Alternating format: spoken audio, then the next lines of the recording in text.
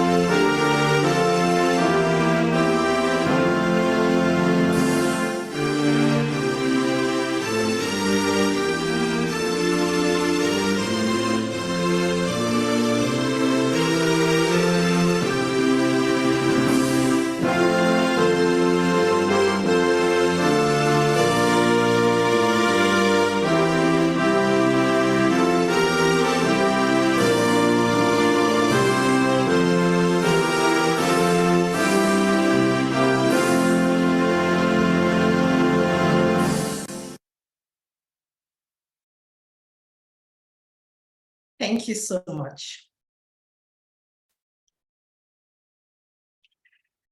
Members of the Governing Council, I'm not sure if you can hear me. If you can hear me, please can I say thumbs up?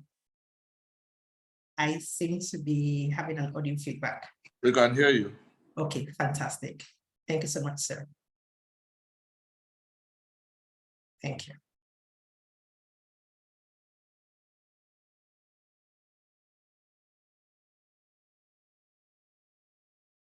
Members of the Governing Council, IOD,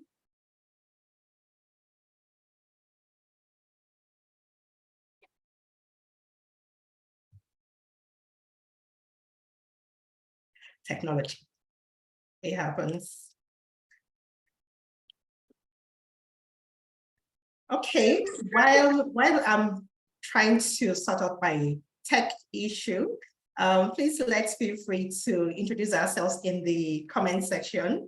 It's also a networking session, not just a time for us to learn. So let's have conversations, introduce yourselves. You can drop your LinkedIn profiles, so as after this event, we'll get to know each other better. Thank you. So members of the Governing Council, past presidents and distinguished elders of the Institute, members of the Executive Committee, IOD, our distinguished guest speakers, Dr. Bankole Alibe, CEO and Managing Consultant, TDL Transatlantic Development Limited, here present. Mrs. Omobolanle Victor Laniyo, Head Sustainability Access Bank PLC, ably represented by Mr. Ayo Oluwojoba. Ms. Ayotola Jago, FIOD, Chief Compliance Officer and Company Secretary, Owando PLC. Chairman and members of the Steering Committee on the Young Directors Forum, here present. Fellows and members of the Institute, members of our Young Directors Forum here present, our valued guests, associates, and sponsors, gentlemen of the press, ladies and gentlemen. We thank you this morning for honoring our invitation and joining us here at today's webinar. Before we start anything else, we would like to give a special thank you to our Chairman and President, IOD, for her constant support and for gracing this occasion with her presence. Thank you and welcome everybody. Good morning.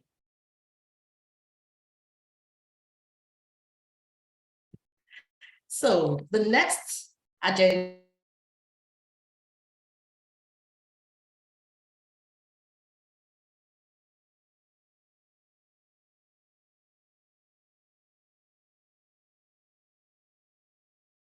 You're muted, we can't hear you. The next thing on the agenda, thank you, Madam Chair, is to invite our able YDF Chair, the ever committed, ever passionate about excellence, Mrs. Olashade Akimusere. Please, Madam Chair, come give us your welcome speech. Thank you.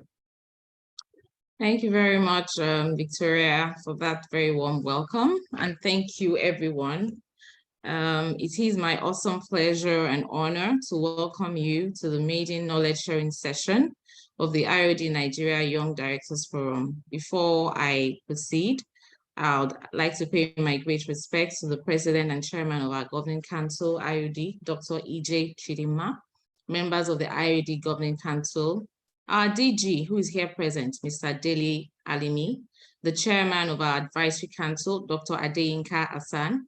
I would also want to make welcome my executive members who have worked tirelessly and, very, very hard in putting together this webinar session. You're all very, very much welcome. Permit me to also say welcome again to our erudite and distinguished speakers who have all been introduced. They have taken up their time to serve us today, to serve humanity, because at the end of the day, when you equip people, you equip the nation for development, and we all stand to benefit at the end of the day.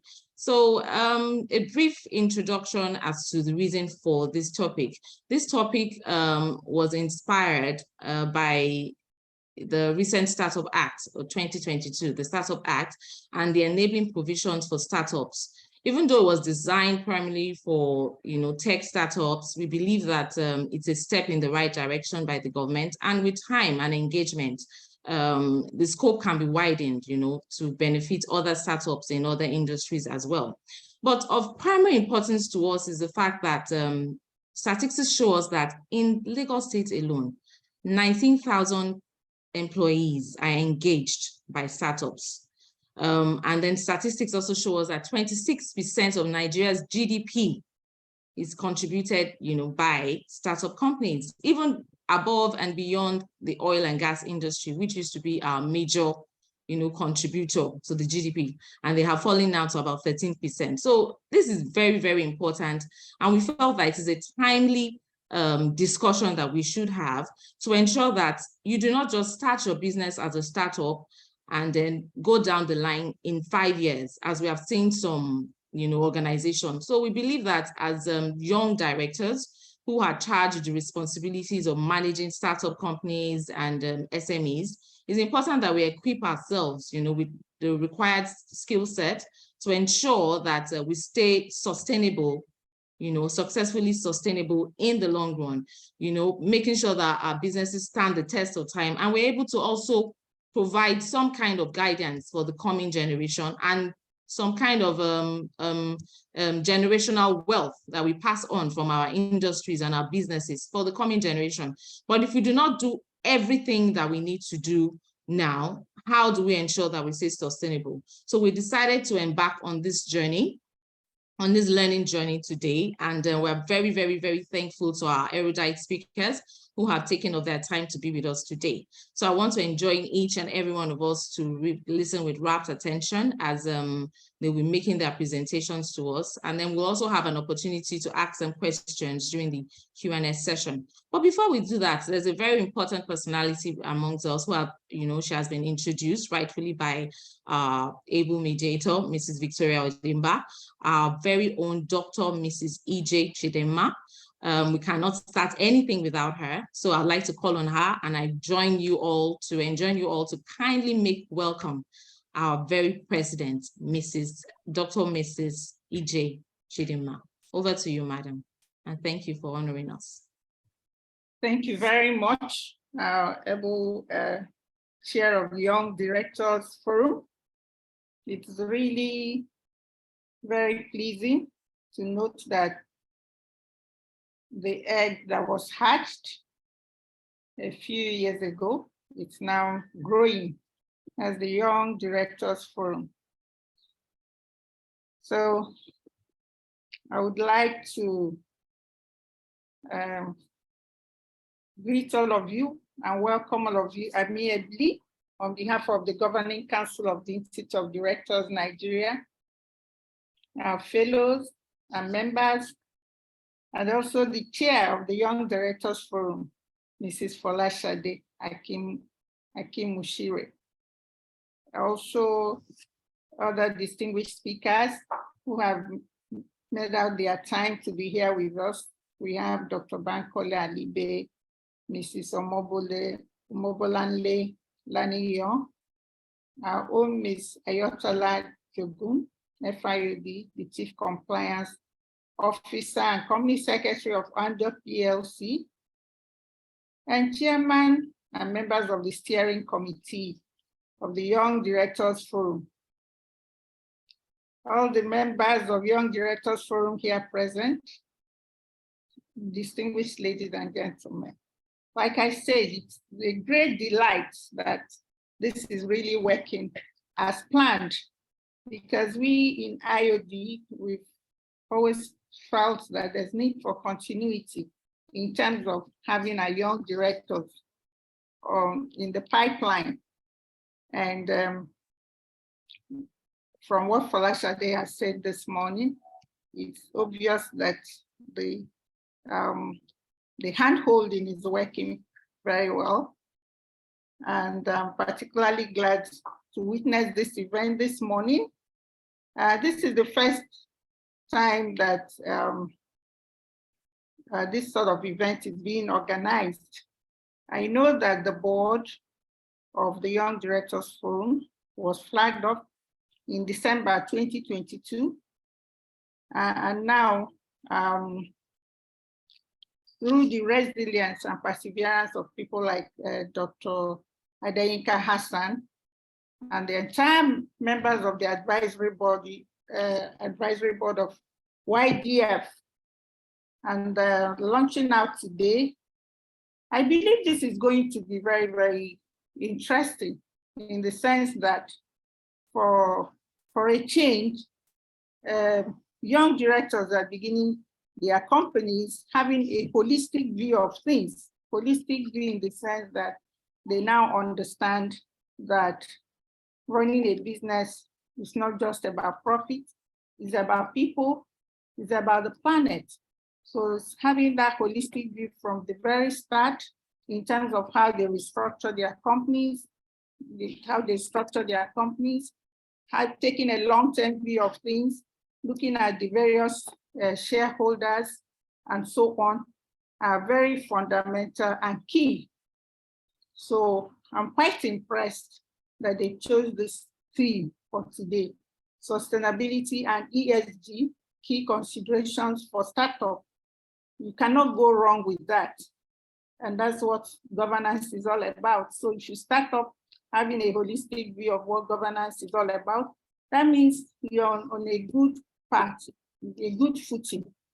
That means your foundation is solid. You're on a solid ground, and you cannot go wrong when you look at long-term things. So as we strive to deliver on the mission and vision of our organization, so we must be strategic in balancing the three of these: the profit, people, and planet. Because even as we make our profits, our surroundings, our environment, we have to take that into consideration, so that whatever we are doing will be long-term, and even in some cases, outlive you. I would also like to throw some light that even though this forum is called Young Directors Forum, it's not just for directors who are young in age. It's also for other directors who may be old in terms of their chronological age, but are new to this area. They may be people who have retired, maybe from public sector or from other things, and now they want to run their own companies, or they find themselves on the boards of companies, and they need to retool. There's what is called reverse mentorship. They have to retool, equip themselves to be fit for purpose. So that's what it is all about. So in IOD Nigeria, we are deliberately inclusive of our female members, inclusive of our young members, inclusive of our old members. So by so doing, you have a set of people who can leverage on each other, learn from one another, reinforce the strengths of each other, and also, unlearn, as the case may be. So I'm quite thrilled that Folashade and her team and others have kicked off this, and we are looking forward to a very, very interesting session. I'll stop here and thank you very much. God bless. Thank you so much, Madam President and Chairman IOD. She has been so wonderful, and I was particularly thrilled to hear that, at IOD and subsequently YDF, we're very particular about an inclusive policy where female members, because when we were selected or when we were elected into the executive council for YDF, and we realized that we had a lot of women, it was particularly impressive for us, especially now that we're pushing to have more women in leadership positions around the country. So thank you, Madam Chair, for all you've done so far to encourage us to have more women find a voice, not just in society, but also in the business world. And to shed more light on this inclusivity,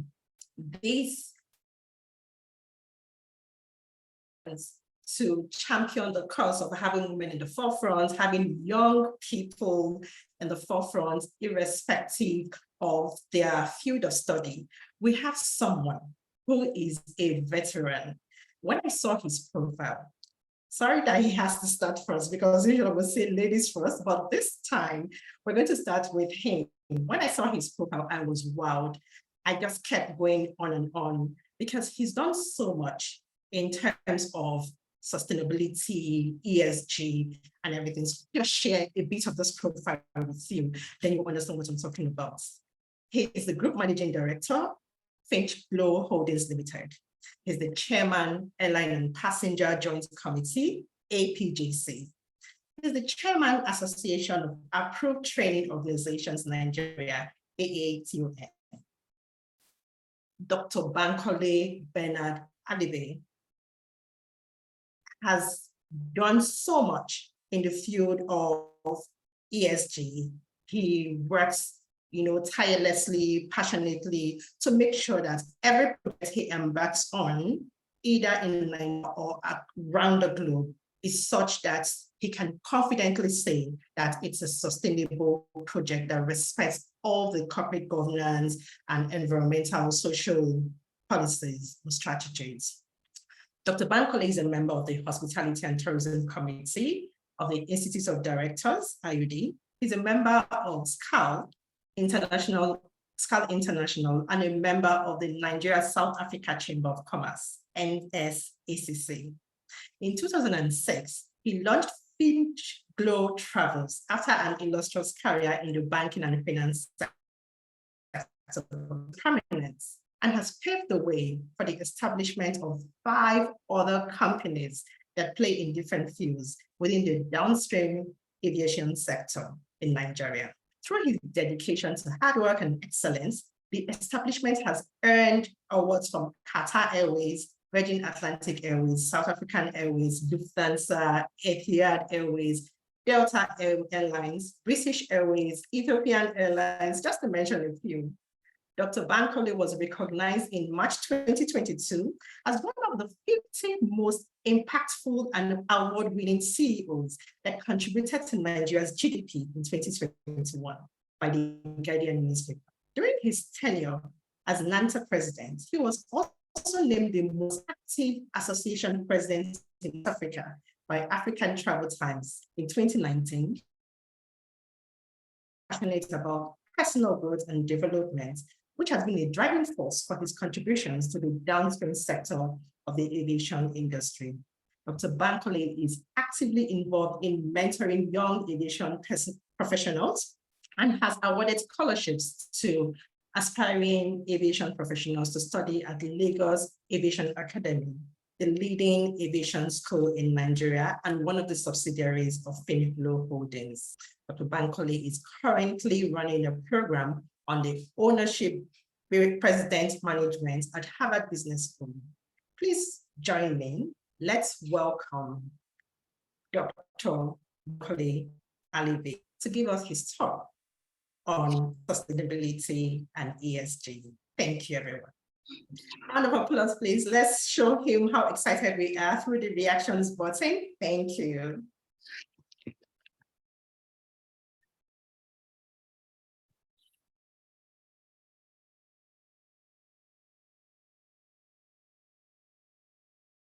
Can everyone hear me? Good morning. It's indeed a pleasure to be here. My name is Dr. Bankole Alibey, and it's, I don't know if I can share my screen. Can you see my screen? Can you see my screen, please? Yes, we can see it. Yes, we can see your screen. Okay, thank you very much. My name is Bankole, Dr. Bankole Alibey. I'm the CEO of Transatlantic Development Limited, and I'm also an international ESG expert. I'm an expert advisor to the World Bank in Washington, D.C., and also Asia Development Bank in Manila, Philippines. And I work in different parts. I work everywhere in the world, and I work physically in more than 40 countries. Thank you so much for the introduction. And I'm sure if you just put Bankole Alibey on LinkedIn, you can easily read about our profile. So we're going to take it very quickly because we haven't got so much time. We're going to be talking today about sustainability and ESG key consideration for startups. So I would like to run through a very quick caveat when it comes to the subject of sustainability and ESG practice for business owners and business leaders. The first part of the narrative is that the concept of sustainability cannot be concentrated into a 1 hour, 2 days, or even a 1 year certification course that we can actually learn about it in totality. However, we can do a very good justice by pointing out issues that affect specific areas of business in such a quick succession manner that can help us to understand what exactly does it entail and how we can basically take advantage of this global trend to improve ourselves and improve our business. So today we shall be talking about why consider ESG in startups, startup trends, ESG impact at a glance, understanding sustainability, unmasking the concept of ESG, decoding sustainability and ESG, sustainability habitus, ESG value for business, benefits of adopting ESG, costs of not adopting ESG, and how do we even incorporate it into startups and factors to consider for startups. So the first question that people would ask naturally is, startups are often just trying to survive. I mean, look at the commercial cash crunch in 2008, the global financial meltdown, the different kind of situations that we go through, even in Nigeria, for example, with the cash swap situation, scarcity of fuel. So why would it be anybody's responsibility when you're trying to survive and then your priority should be ESG? What is ESG and how is it even critical to business? And ultimately, why do startups need to do ESG when in reality we just want to make money? But then there are some underlying factors that every business, not just small businesses or startups, need to understand. They're paramount to survival of any business globally. And when I say globally, I'm talking about every part of the world. You don't have to be in Africa or to be in Europe or to be in Asia, or to be in South America to apply them. They are critical narratives globally. Environmental and social governance, for example, isn't just a buzzword, which is actually a part of the wider sustainability narrative. It's not just a social enterprise thing, it applies to every business. More investors are taking ESG into consideration to making decisions about how they allocate their capital. So I am sure for those of us on this call, if you've had anything to do with multinationals at any point in time, people no longer want to do business with people who do not consider sustainability as priority. As a result, if you have any business and you do not have a sustainability or ESG portfolio, you basically haven't started because you do not have a business except you have a sustainable business. Even though startups are viewed as giants in the future, they have largely been left out in the conversation. So what are we talking about? Everybody will look into McKinsey Insights. I'll be looking at what the top Fortune 500 companies are doing. Well, really, who talks about the coffee shop owners on the high streets who sell coffee in plastic cups that can actually be littered in the water drainages that can cause a lot of problem to the ecosystem? So the narrative has actually been focused too much on the large corporates, disenfranchising the startups and the small businesses, which is a critical factor that we need to be looking at right now. These days, customers only require technology companies to provide technical services, competitive prices, but increasingly, globally, people now expect more than just you providing the service. They want to see how does that contribute to the planet. So, what exactly are we looking at when we say we're looking at ESG? when we talk about the wider sustainability. The first part of it that we need to consider is the fact that it helps us to attract and retain investors.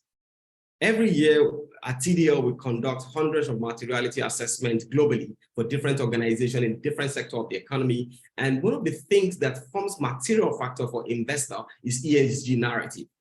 No matter what part of the world, even if you operate in China, a section of the world, unfortunately, that people think they don't take ESG seriously, they now have materiality factors that speaks directly to ESG and sustainability narratives. And if you don't comply to those factors, chances are most of your investors will pull out of the investment because they do not think that the business has a future, and as a result, the business is high risk. It's enhancing brand reputation. One of the biggest, in my experience working for DFIs and MFIs globally, I have come to the realization that one of the biggest risks for any DFI, development funding institution, or MFI, multilateral funding institution, or DFBs, one of their biggest challenge is reputational risk. Nobody wants to wake up on a Monday morning to find Financial Times saying that ABC company is funding drug abuse or child molestation or tree felling or any unsustainable practice in the Arctic or in the Amazons or in Africa. People are really very scared about that. People are really very worried about that because business is currently done at the speed of the image and the spectacle that the society projects. And at the back of that is the reputation of the organization in terms of ESG compliance and sustainability narratives. At any point in time, every organization wants to be sure that they are playing their own part to ensuring that they are compliant to the triple bottom line approach, the planet and the people and the profit. And at any point in time, you don't design or develop your own sustainability narrative to incorporate strong ESG components, you're likely going to be found wanting in that area. Ultimately, just like you look at fire extinguisher in driving your car every day, or you look at insurance and being able to drive, ESG has become your biggest insurance, and sustainability has become your biggest insurance because, again, if you do not have a sustainable business, you do not have a business. A business that can suffer a simple shock of, let's say, oil spillage, and then there's community unrest, and then there's a shutdown of production. That business is not viable. So you need to put in place, and this is just talking about the oil and gas industry. Even in every other operation day life, if you have two of your staff suffer health and safety risk at any point in time, it will go beyond the loss of the staff. It will go to the reputational risk of the organization. It will go to the public opinion of the organization. It will go to the financial papers, because ultimately when you have lower productivity, it affects the bottom line. It affects your total business outlook. Ultimately also, it boils down to competitive advantage. There is no how you send in a bid or you send in a proposal without a safety measure, without sustainability measures. Naturally, you'll be seen as an unserious business. As a result, you need to take your sustainability thinking very critical as part of your business. So why do the business needs to take sustainability? Why do small businesses take sustainability very seriously?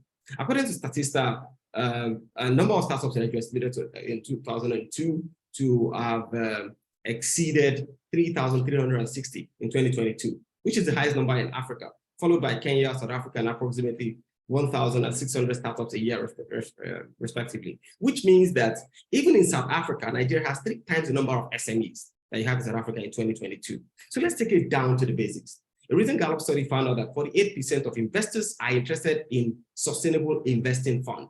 That is why if you talk to any investor, I can tell you 90 to 95% of global financial institutions globally, anytime you talk to them about any business, no matter how financially viable it sounds or looks or appear, the first thing they would ask you for is an ESDD. So what's an ESDD? It's environmental and social due diligence of your business. This is a critical study of what is your sustainability outlook or narrative. Now, if you do not take this very seriously, chances are your business will not be funded. And I'm not talking about whether you're selling coffee or you're selling puff-puff or you're selling machinery or you're drilling oil or you're doing seismic study or you're doing fintech. Your sustainability outlook is a critical component that every lender, every investor would look at, except if they're not compliant to international best practice. A recent Greenprint survey concluded that 64% of Americans are willing to spend extra money to buy from businesses that promote sustainable products. I'll give you a very quick example. There's a store called Iceland in London. This store, very close to my house, they sell 2 categories of eggs. There are free-range eggs, which people consider to be green or sustainable eggs because the chicken can move around. I mean, I'm talking about chickens here. And then there is battery cage eggs which are considered as not grain eggs, which means the chickens are being kept in battery cages as we know it, and they're allowed to just sit in one place, shit in one place, and just eat there for the rest of their life and lay eggs. Unfortunately, the aisle where they keep the eggs for grain eggs or free-range eggs, the 6 eggs would cost £4. Whereas for the aisle that costs for the battery cage eggs, they call 80p, 80 pence, less than a pound, 20 pounds less than a pound for 6 same eggs, same size. Unfortunately, when you go to buy that egg, and people look at you like you're not sustainable, you're a very terrible person because you're basically buying eggs produced by chicken who are being coerced to lay eggs. It is that detailed. It is to that level of detail. Children in school now understand that if you do not put up the light when you live in the house, you're not being sustainable. So that is the detail in which we have gotten into. So more people are now looking to invest more, even at the micro level. We're not even talking about the macroeconomics now. At the micro level, people are willing to invest more in businesses that are more compliant with good sustainability practices rather than other people who do not comply. 239% of the total market value for startups grown by, so the total market value for startups has grown by 239% over the last decade, which means that if you in 2013, we have less than 10% of the current level of startups that we have now. And the exponential growth naturally means the exponential impact, and it is critical for us to plug it in at every point in time to ensure that sustainability practices are plugged along so that when they grow to multinational or large corporates, they won't struggle with meeting their sustainability demands. According to research by Disrupt Africa, Nigeria between 2015 and 2022, 383 tech startups have built up significant portfolios in ESG and raised a combined total of $2,068,709,445 US.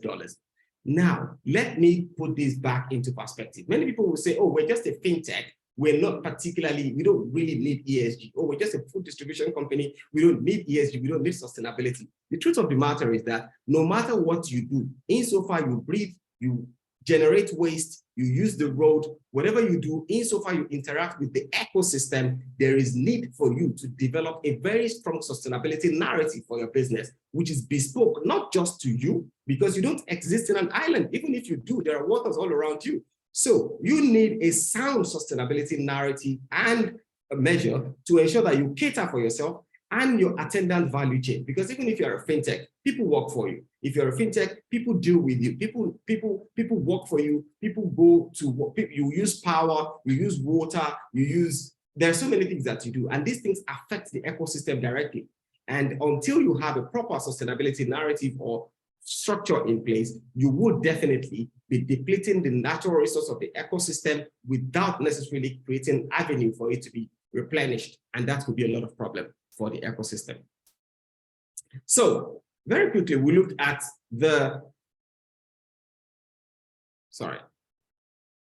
So the impact of ESG. According to McKinsey Insight, executing ESG effectively can help combating operating expenses such as raw material costs and cost of water, carbon, and operating profits such as up to about 60%. That is at the firm level.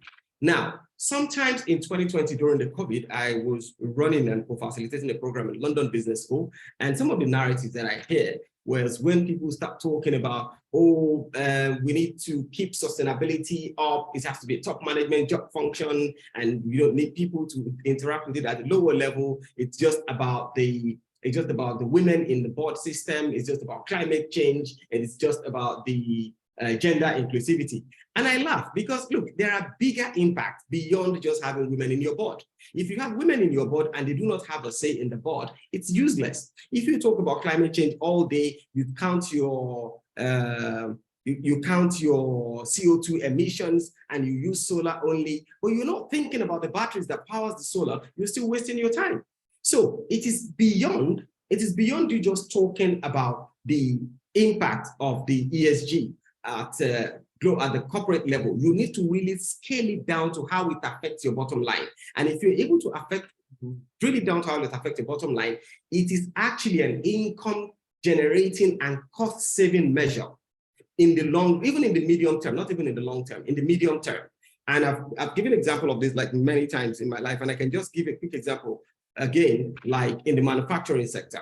Imagine a manufacturing industry that has mastered the art of circularity, which means that you can produce a raw material and produce a finished goods that at the end cycle of that material, you bring it back to produce something else. The implication of that is that the waste at the end of life of a particular material becomes a raw material, which is the starting point for another material. Now, the cost of that production might be high at the beginning, but if it's well designed and integrated into the business model, the rationale for that cost will be gained at the end of the shelf life, because the end point or the end use or the waste of that period will become a natural material that starts another life. So it is critical for us to think about it like that. 75% of global investors say companies should address ESG issues, even if doing so reduce short-term profitability. Of course, sustainability is not cheap. It comes at a cost. The natural reaction to modern businessmen will be, oh, this is too expensive. We can't go into it. But we need to find a way to integrate it into business, no matter how we look at it, because ultimately, we would run a bigger threat to business survival. At this point, you wouldn't have a choice. So it is better for, that is why most investors are saying, and from these statistics, about 75% of investors are saying they prefer you to put this into your business before you start running, and then you can run at 125% profit this year. And over the years, you might not be able to make any profit because your profit will be overtaken by the risk that you run for not having sustainability narrative ingrained into your wider business model. Now, 76, I think I've mentioned this statistic before, 70% of consumers now will discontinue their relationship with companies that treat environment and employees, community in which they operate poorly. I'm sure you must have heard about the very strong team in England that are agitating for green activities, green practices, compliance with international best practice in terms of sustainable practices globally. And they are really, really making it difficult for business. Now, let's step back from the activism part of it. In the real sense of the word, one of the biggest problems of businesses when it comes to sustainability is unsustainable or lack of sustainable consumption. Oftentimes, we get ourselves into problems where we get more than what we need. Let's take food waste, for example. There is significant food shortages globally, but the amount of food that is being produced actually exceeds the amount of people that exist. The narrative around this is because the food security is not a function of lack of food. It's actually a food sovereignty issue because some people have so much food to waste and some people do not have food to eat. The end point of it is that unsustainable consumption leads to significant poverty for people, particularly in the bottom of the pyramid and people in arid sectors of the planet, which means that consumers now are taking it as a responsibility that if your emission exceeds a particular level, we will definitely not patronize you, because it's not just buying the goods from you, it is basically empowering you to cause more damage, because that is the way the world will continue to look at it going forward. If you emit CO2 or create unsafe practices, you are making the world a much more dangerous place for your stakeholders. Finally, 36% of global insurers told customers that their top priority when they are defining their ESG strategy, followed by 26% and shareholders 16%. Now, like I said at the beginning, one of your biggest insurance you can have as a business is your ESG or your sustainability narrative.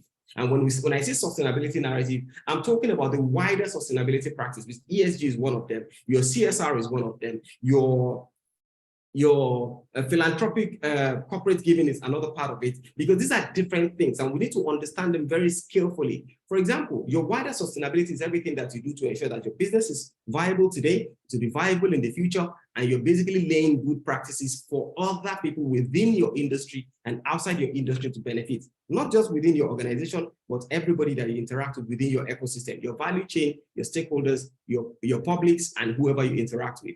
Where you look at CSR as corporate social responsibility, which is extending an arm to people to support infrastructures or support mechanism that the government is supposed to provide. And this is purely different from corporate philanthropy, which is basically organization looking at challenges of people and saying, okay, people in Maiduguri have suffered significant inward displacement, let's support their cause and give them something. These are different narratives. And we need to be very skillful as business managers, business developer directors to diagnose them properly and create a bespoke team for sustainability or ESG to look at these things and how they apply to our business. Because again, the kind of sustainability narrative that applies to the financial sector might be markedly different for the manufacturing industry. And that can be different from other service industries. So we need to be skillful at every point in time in analyzing our sustainability narratives to be sure that they speak to the point of our needs and they respond to the needs of our stakeholders. So this is basically understanding sustainability. Sustainability, like I said earlier, is basically meeting the needs of today without compromising the needs of the future. Sustainability is basically integration of environmental, social health, equity, economic vitality to create thriving, healthy, diverse, and resilient economy to the generation to come, which means that we are not creating a bridge that moves us from point A to point B, which we're going to enjoy for the next 30, 40 years. But then in the creation of the bridge, we haven't considered the ecosystem services of the waters that the bridge is going to construct. The bridge is going to be constructed over. And by so doing, we destroy the biodiversity of the water system, we destroy the livelihood of the fishermen, we create risk downstream. As a result, the fishes die, the livelihoods of the fishermen is lost, and eventually you have a very dirty water, and then you develop E. coli that walks into the ecosystem, you increase the health risk for the people, you create queues at the hospitals, and then the risk is endless. It's a multiplier effect. So we need to be very careful when we design projects, when we design programs, when we run organizations, to look at and sit back and look at what does our business within our organization and our attendant value chain, what does it portend for the environment? What does it portend for the people? What does it portend for the ecosystem? And how best can we make an informed decision to ensure that we're not causing problems, we're actually solving them? Sustainability is the idea in which production of goods and services are done in a way that they do not encourage the use of resources that cannot be renewed or replaced, which can cause damage to the environment and harm to the people. Let me give you an example. Lithium salt is very critical. Lithium salt is very important to the making of lithium batteries. But as sustainable as we think solar power is, solar power cannot be stored by itself. It needs some level of batteries to be put together to store that charge so that we can use it over time. I'm sure the concept of inverter or power storage is something very popular in Nigeria and most of part of Africa now. And then we haven't really thought it through about what exactly is the sustainability of this sustainable practice. Because lithium salt in itself is a very dangerous material. It's as bad as we're having fossil fuel. So at every point in time, we consider we have this very difficult complexity in our head. We need to be very careful in our minds as to how do we remediate the risk that comes with this, our sustainable thinking? Because it is very critical for us to think about the lithium salt becoming a lithium battery. But because of impact geography, everybody buys lithium battery in their camera phones, in their laptops, batteries, in their rechargeable electronics every day. And we don't think about the impact of this. And that is something that we all need to continue to think about, because we're creating goods and services and we're excited about it. But then at what cost? And when I say cost, I'm not talking about the material cost. I'm talking about the environmental and the human cost of this material. It's like wearing a very beautiful diamond, which was actually bought from a war zone.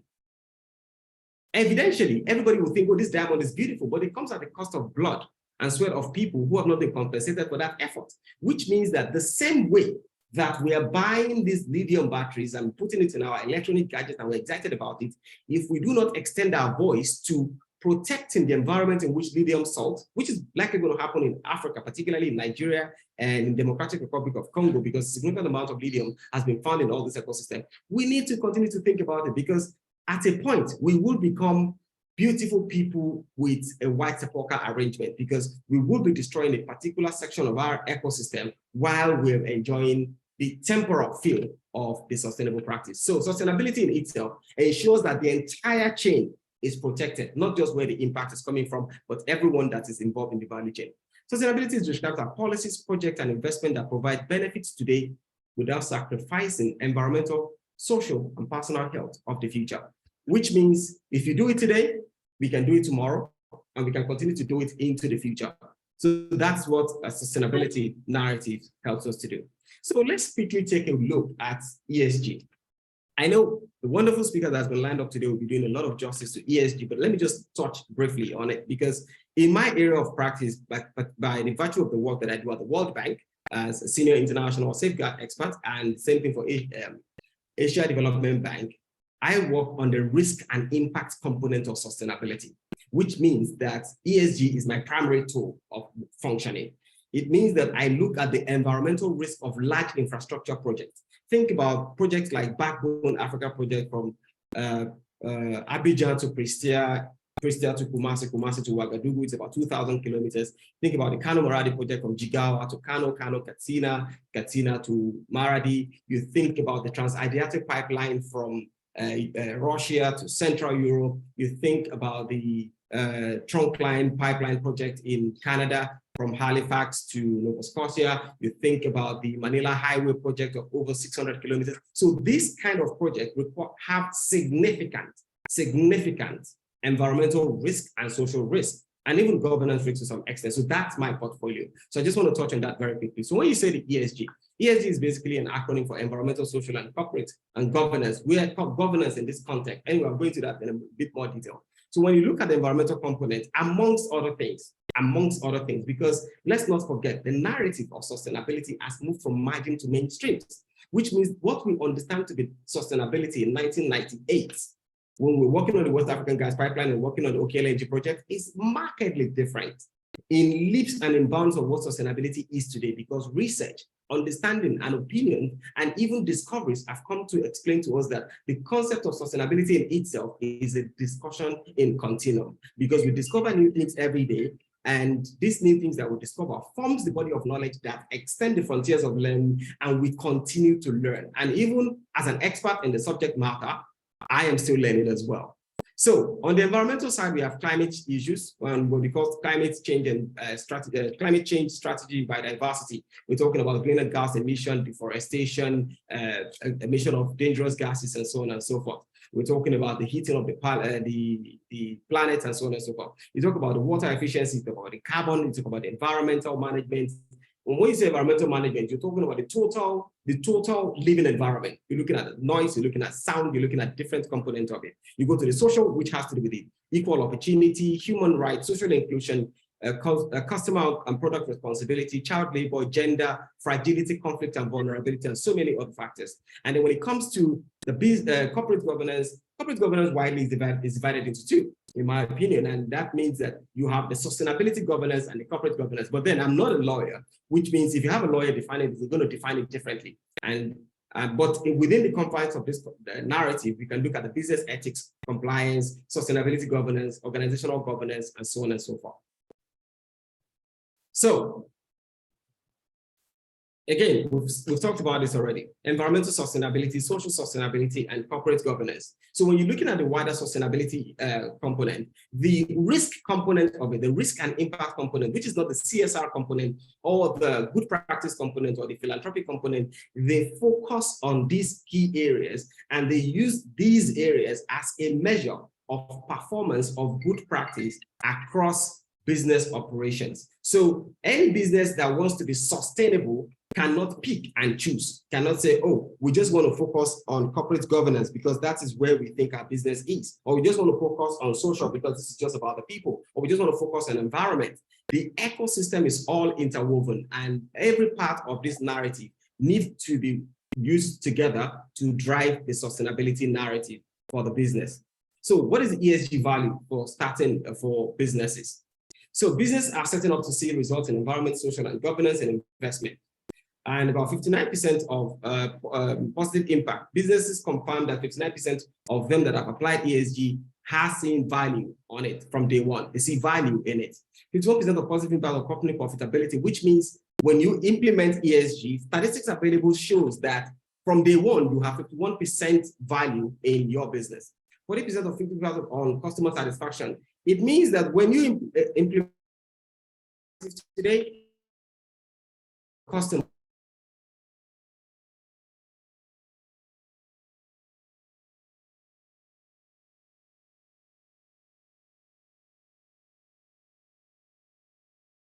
the recruitment effort has also yielded about 38% because the Gen Z and geriatric Gen Z like myself are now more aware of sustainability practices to the point that people just want to work for people who are sustainable. You just want to sit down there and work for somebody that will deplete the planet that you work for. I don't want to contribute, for an example, to an organization where there is unsustainable practice. And that is not because I'm an ESG expert or sustainability expert. It's simply because I know that my children do not have a planet B.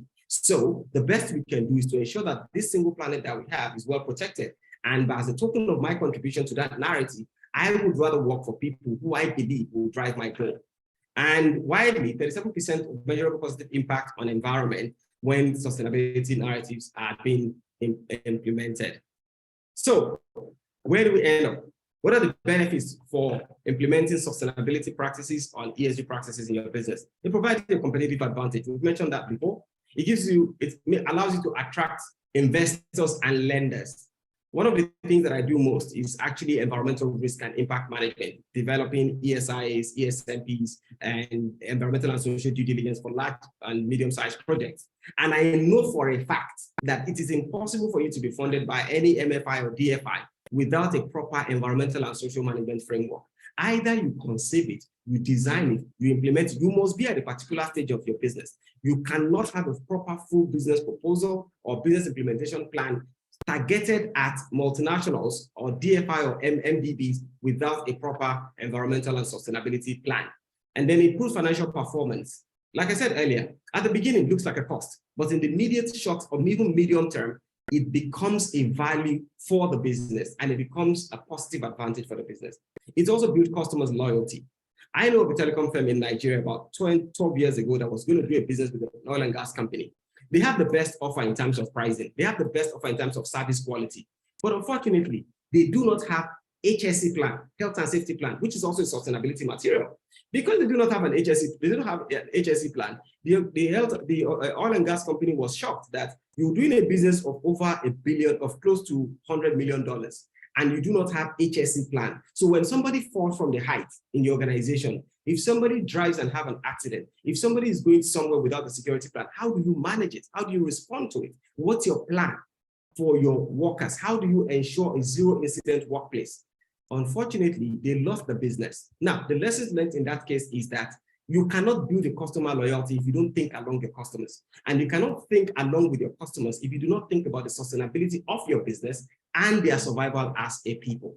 So these are some of the advantages of driving ESG and sustainability in your business. And it is critical for you to integrate them from the immediate start of the business so that when as the business grows, your sustainability narrative and growth within the business also expand so that you don't struggle with it in the long term. It can go with the business and it becomes a corporate culture rather than an addendum to the business that becomes a burden or what we refer to as a burdensome transaction.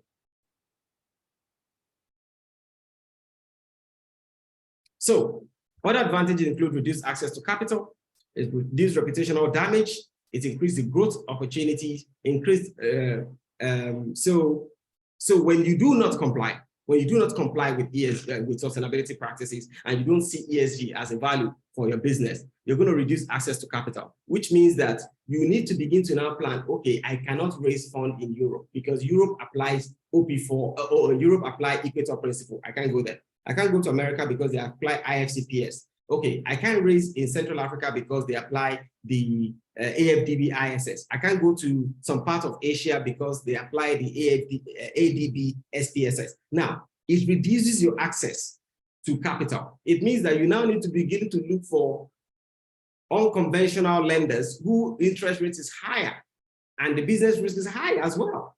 And then that affects the business value because you're not competitive. So you need to apply it so that you can reduce your search for funders, because if you follow your ESG practices properly, you have a proper sustainability framework, you would not lose out in most of the funding that are available globally. Reputational damage. The amount of money that you lose when you suffer a reputational risk, because the business itself is an image in the mind of the stakeholders. The moment people continue to see as a problem, not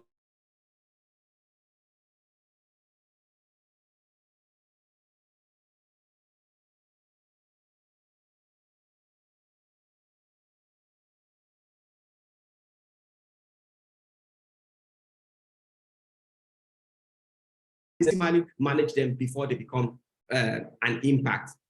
You also miss growth opportunities. Most organizations that are doing mergers and acquisition in advanced country, for example, I was speaking to someone in Chatham House a couple of days ago, and they were telling me that, oh, the government is looking to clamp down on organizations that are not compliant to sustainability practices or sustainable practices. And even companies that are doing merger and acquisition now, you can be priced down by 40% if you do not have proper sustainability structures. So organizations that are going through that process now are being priced down for something that you can have included into your business, costs you less than 10% of the value you're going to lose now, and you get that 40% at the point of exchange. So it is important for sustainability narratives to be ingrained into the business so that you don't lose your business value at the point of valuation. It's also increase your risk exposure.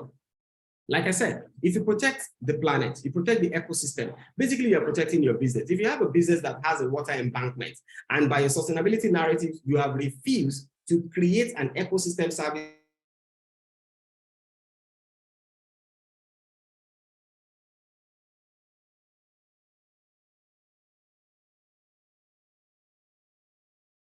even make you to lose your choice equipment, which ultimately makes you lose money and lose the business. So the cost of compliance is far lower compared to the cost of non-compliance. And ultimately, it's customer satisfaction. Like I mentioned earlier, the customers are now more aware than they were many years ago. And now they take very seriously the issue of sustainability and want their. So how can we increase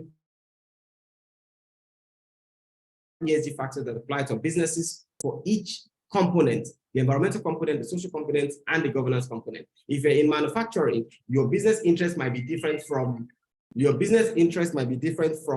if you're in the service industry. You just need a bespoke solution that fits your own business need. Create an ESG team or assign ESG responsibility. Sometimes people just assume that when we need an ESG guy, we'll bring him in. At this point, we don't want to have a burdensome transaction. But the problem is when you get into that problem, it will cost you more than retaining a service provider or having an in-house team to provide the service for you. So it has to start early. Develop an ESG policy and reporting system. Now, ESG reporting is all over internet these days. In fact, you can even download a template and get an expert to tailor it to your business need. It is very important because it gives you visibility of your risk before they become an impact.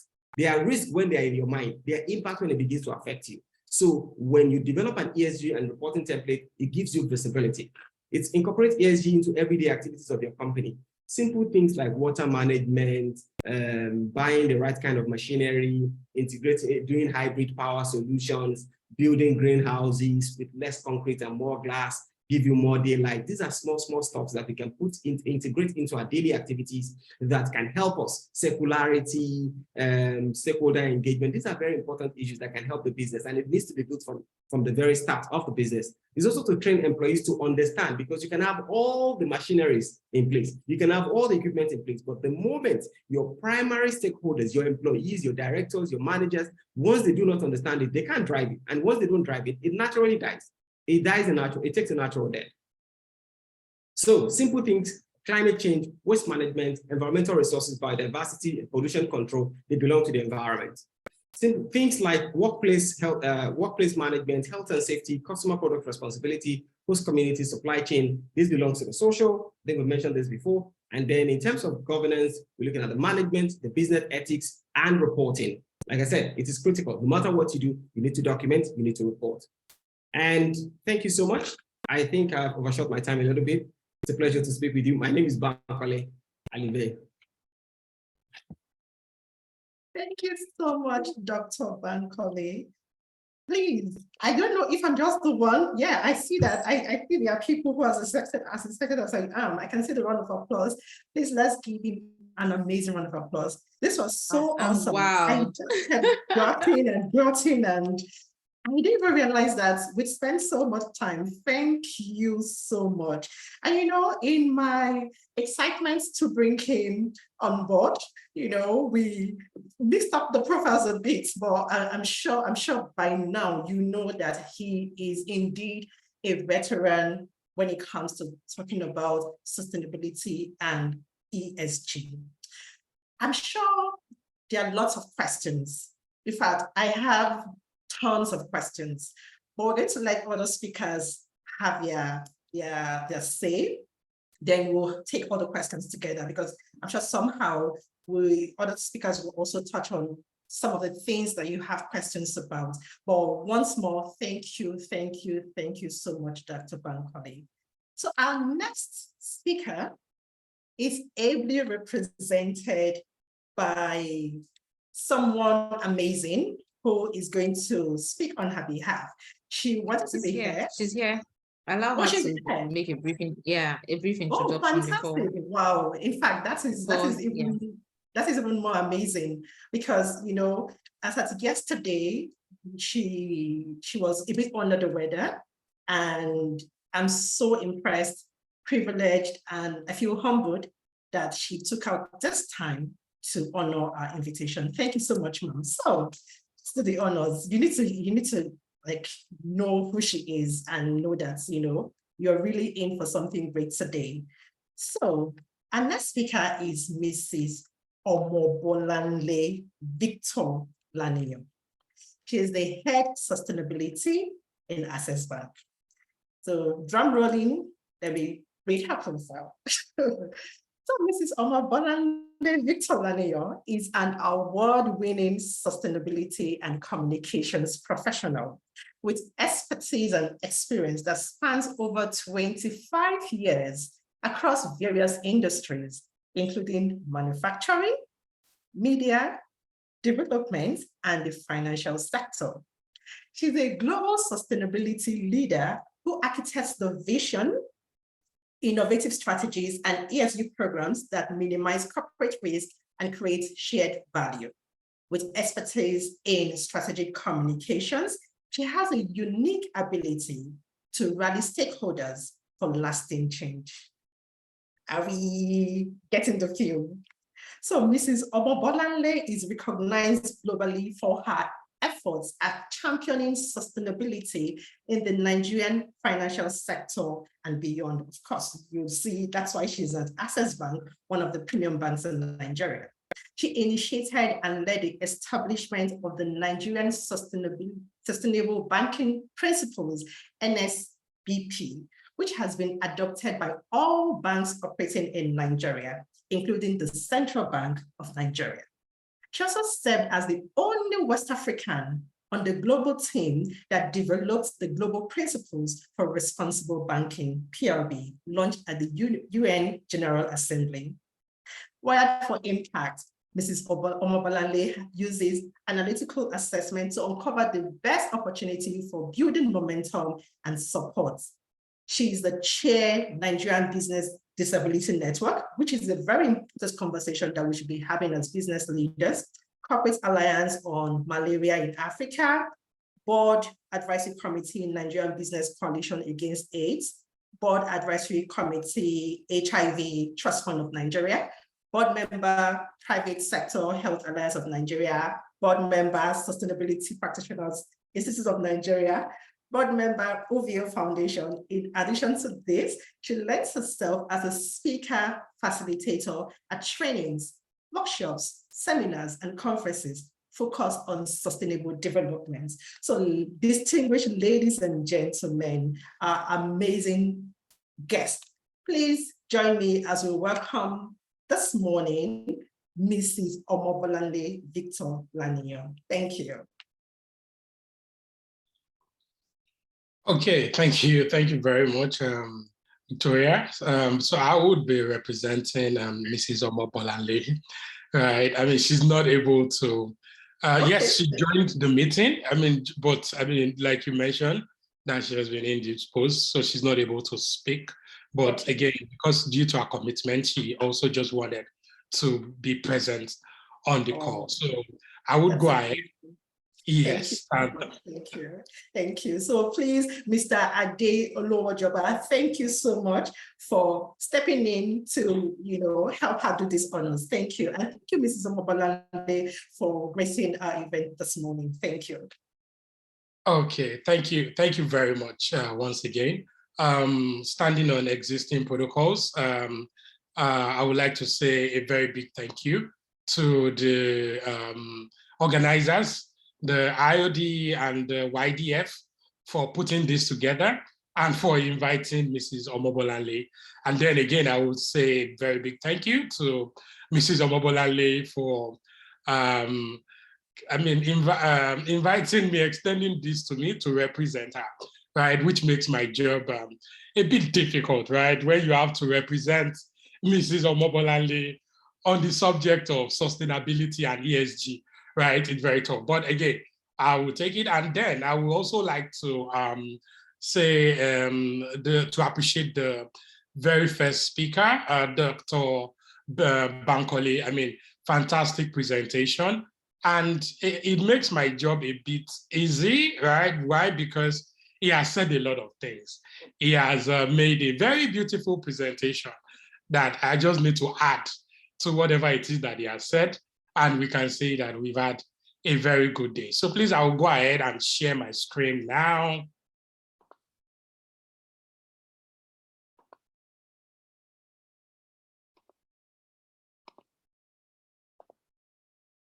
Okay, please confirm that you can see my screen. Yes, we can see it. Please proceed. Thank you.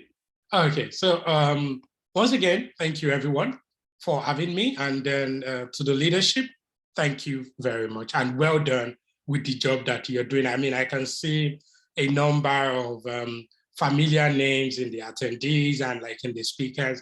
I mean, which I think is really great for, I mean, that we can pull together this amount of people who are really who are influential, that are leading key organizations.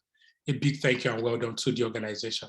I'll jump right into it, right? So I know that, and I would not try to spend like a lot of time repeating. I'll just touch on some of the things that the other speaker has touched on, right? So I know, but that by now you already know that ESG is environmental, social, and governance, right? So and basically what exactly is it? You know, it's a set of practices used to evaluate a company's operational performance as it relates to social and environmental impact, right? A lot of people, they use ESG and sustainability interchangeably, right? Yes, they're very related terms, but they're not exactly the same. ESG are metrics that are used to describe the transparency and performance of a company. We will get there. Though ESG, right, is a component of sustainability, but sustainability, on the other hand, is a broad universal term. Like, it's bigger than ESG. So basically, you can use it, call it anything that represents the company's effort to do good, or a holistic effort of an organization, of your startup, of your SME, to balance people, planet, and profit, right? And according to the UN Portland report, which was published in 1987, sustainability was defined as development that meets the need of the present without compromising the ability of future generations to meet their own needs. And it is on this premise that the SDG of the UN SDG was founded. Right. So as a startup, really, what are the key considerations that you should be looking at? I mean, there are a whole lot. There are over 200 of this that we can talk about, right? And is divided into 3 pillars. So first, you look at the environmental. And I'd like you to look at this as, like Dr. Bankole had said, it's not something that is far away. It's not far away. So when you look at the environmental, and the environmental is even is something we can all relate with, especially if you stay in a place like Lagos, stay in a place like Nigeria, where we are very much at risk of environmental issues. So you find things like climate change, waste management, energy efficiency. You find things like deforestation, pollution, water scarcity, and there are a whole lot of it. And a good place to start is what's your organization's position on these things, right? So it's great. A policy around it or designing something on paper is something great, which we'll definitely go into. But eventually, within a minute or two of walking into your organization's premises, I would know if your organization is ESG compliant, at least the basic ones.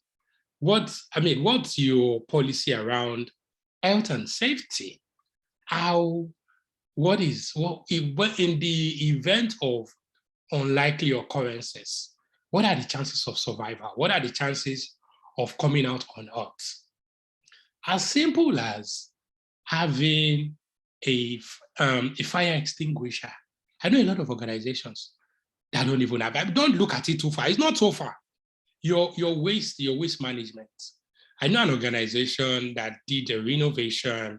They had debris, and they had debris all outside their organization. And I mean, it's a startup, and the premise is that the landlord did not take care of the debris before they moved in. And I was like, do you realize that this is going to actually cost you a whole lot of money? And I'll go there.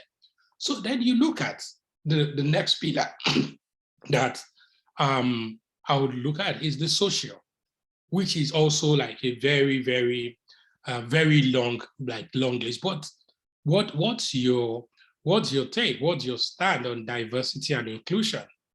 Do you even have any positive impact in your community? Like, do you even obey like the relevant basic labor laws in your organization? What you look at, how safe is people's data? You look at customer satisfaction. You look at employee engagement. You look at, we're talking about inclusiveness. We're talking about people with disability. We are talking about equal opportunities. Are these things, are they things or factors that your organization mirror? Does your startup even respect some of these things? Basically, and I will share like personally how and why we started taking these things serious as in my organization. And it's not very, and it's a journey. I would like to say at this point that it's a journey, right? Especially considering that we have a lot of growing businesses. I don't like to call them small businesses. We have startups and growing businesses here. It's a long journey. So I don't want you to look at this and be discouraged and say, this is a lot. I mean, almost every single organization on the planet are on the journey. But the very first point is even being aware of these things and then asking yourself, how then do we start on this journey, right? So if you're talking about the fact diversity and inclusion, you're talking about people living with disability.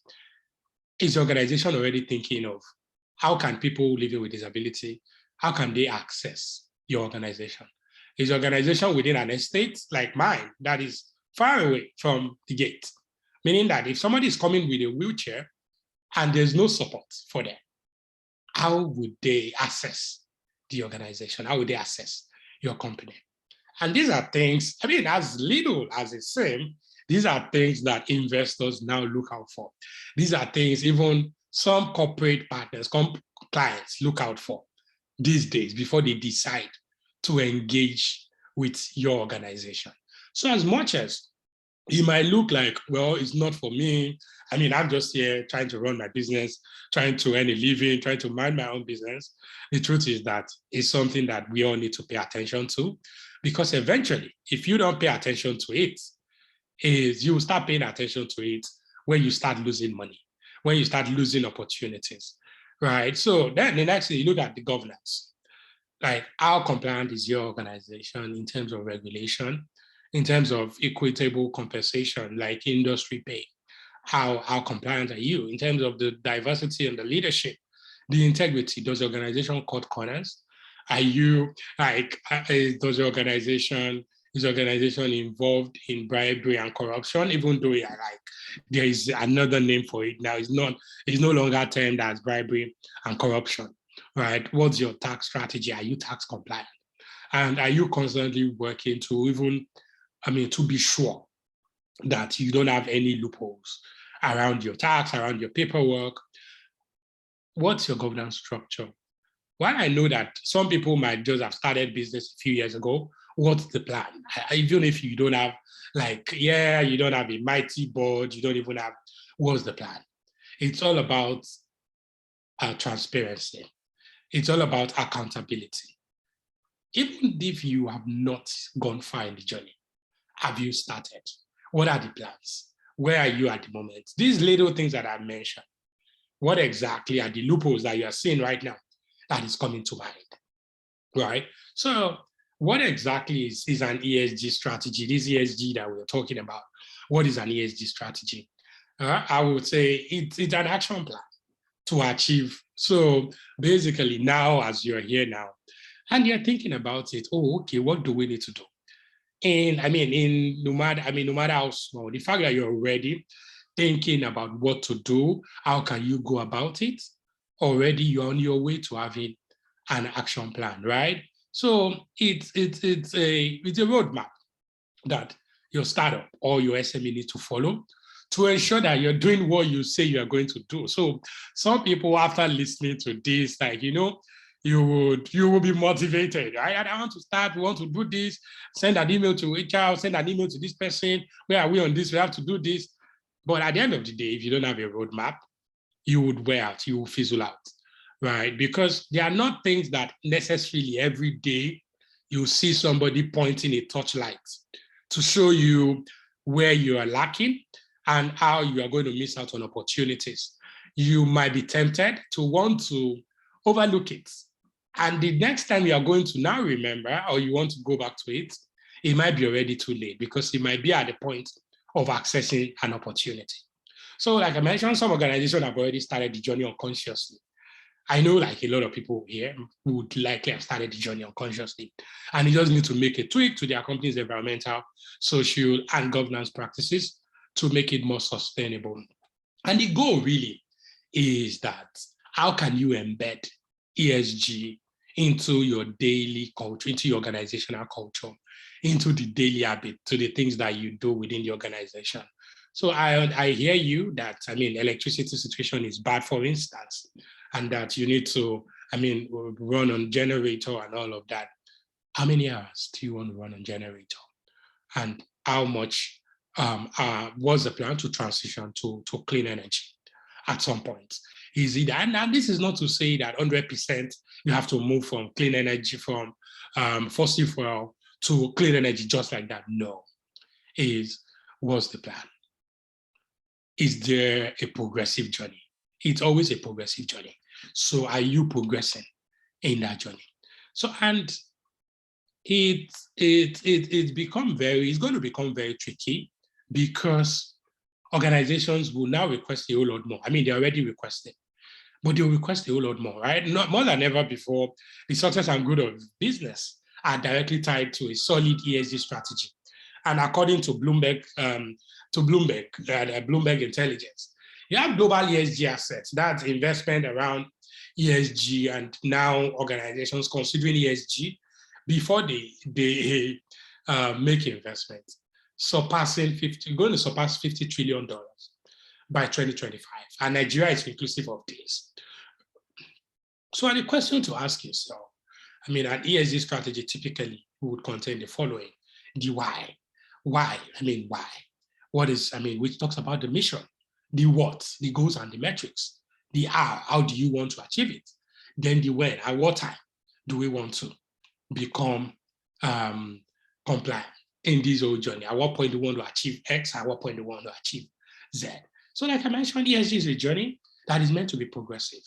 Start your environmental, social, and governance journey now so that your business can make more money and become more sustainable today, tomorrow, in 10 years, and forever, right? And how do you go about? You look at the environmental, is your company environmentally efficient?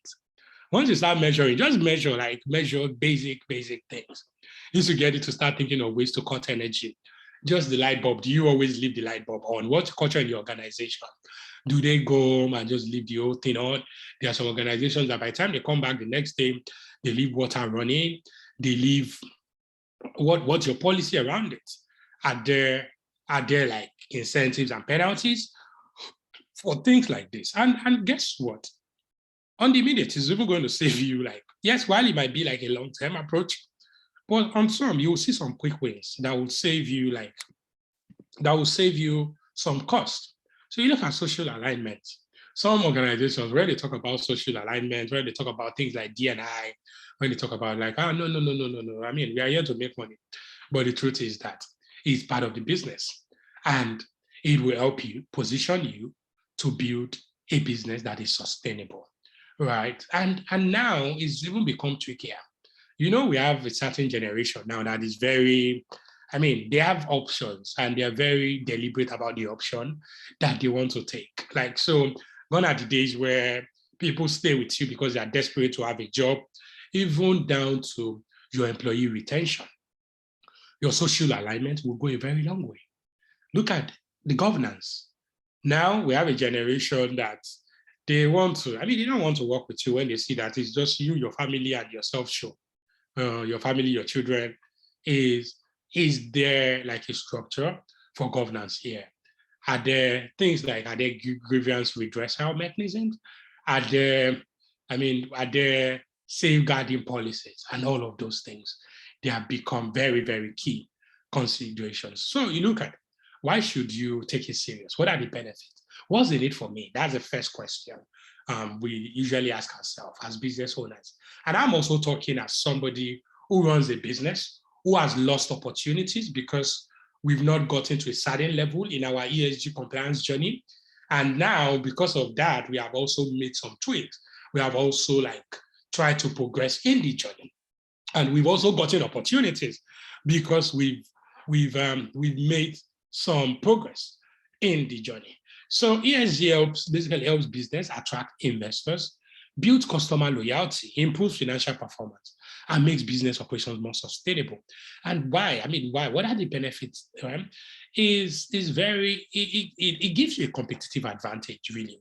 So what gives you that edge over the organization, the startup that does something similar, that does the same thing? They have a good, they have a good culture, they have a good pay, they have a good pitch, just like you, and all of that. What gives you that advantage? What advantage do you have? Right? ESG offers you a very, very good competitive advantage, right? And I know Dr. Bernard also shared like a similar survey that like people want to spend their money these days to buy from businesses that promote sustainable products that they know behave in an ethical way when it comes to ESG, right? So to attract like investors, grants, and new business, and I'll tell you, there's a business opportunity, and now in the last 6 months, like 80% of like the business opportunities that I've seen, all of them are ESG compliant. I mean, they request specifically for ESG compliance. There was an opportunity that we lost a few years back, and that opportunity pained me to my bone marrow. I mean, as a young organization, it was a $300,000 opportunity. And guess the only reason why we lost that opportunity was because we were not ESG compliant to, the level that they wanted us to be. And guess what? I mean, there was a few years down the line, they gave out that opportunity to another organization that is ESG compliant, but is doing a lesser quality job. And, somebody bossed me, chatted me up and said, young man, you're paying the price for not deliberately growing your organization in the capacity of your organization in the right direction. That now I'm having a terrible time with an organization that tick the box because they are not strong implementers. That we would have loved to work with you, but again, you weren't ready. So my question to you is, do you want to get to that point where, and unfortunately for me, I knew that was why we didn't get the job, right? For some organizations, you won't even have that opportunity. You won't even know why. You won't even get the feedback. You will just see that beautifully crafted email. We love your proposal, looked very great. But however, there were a lot more organizations. It was, all those love letters that they write when they are sending you a rejection email, right? So it's something you need to be deliberate about. So, and the financial performance, eventually, on the long run, is going to improve your financial performance, being deliberate and taking steps towards improving your organization's ESG.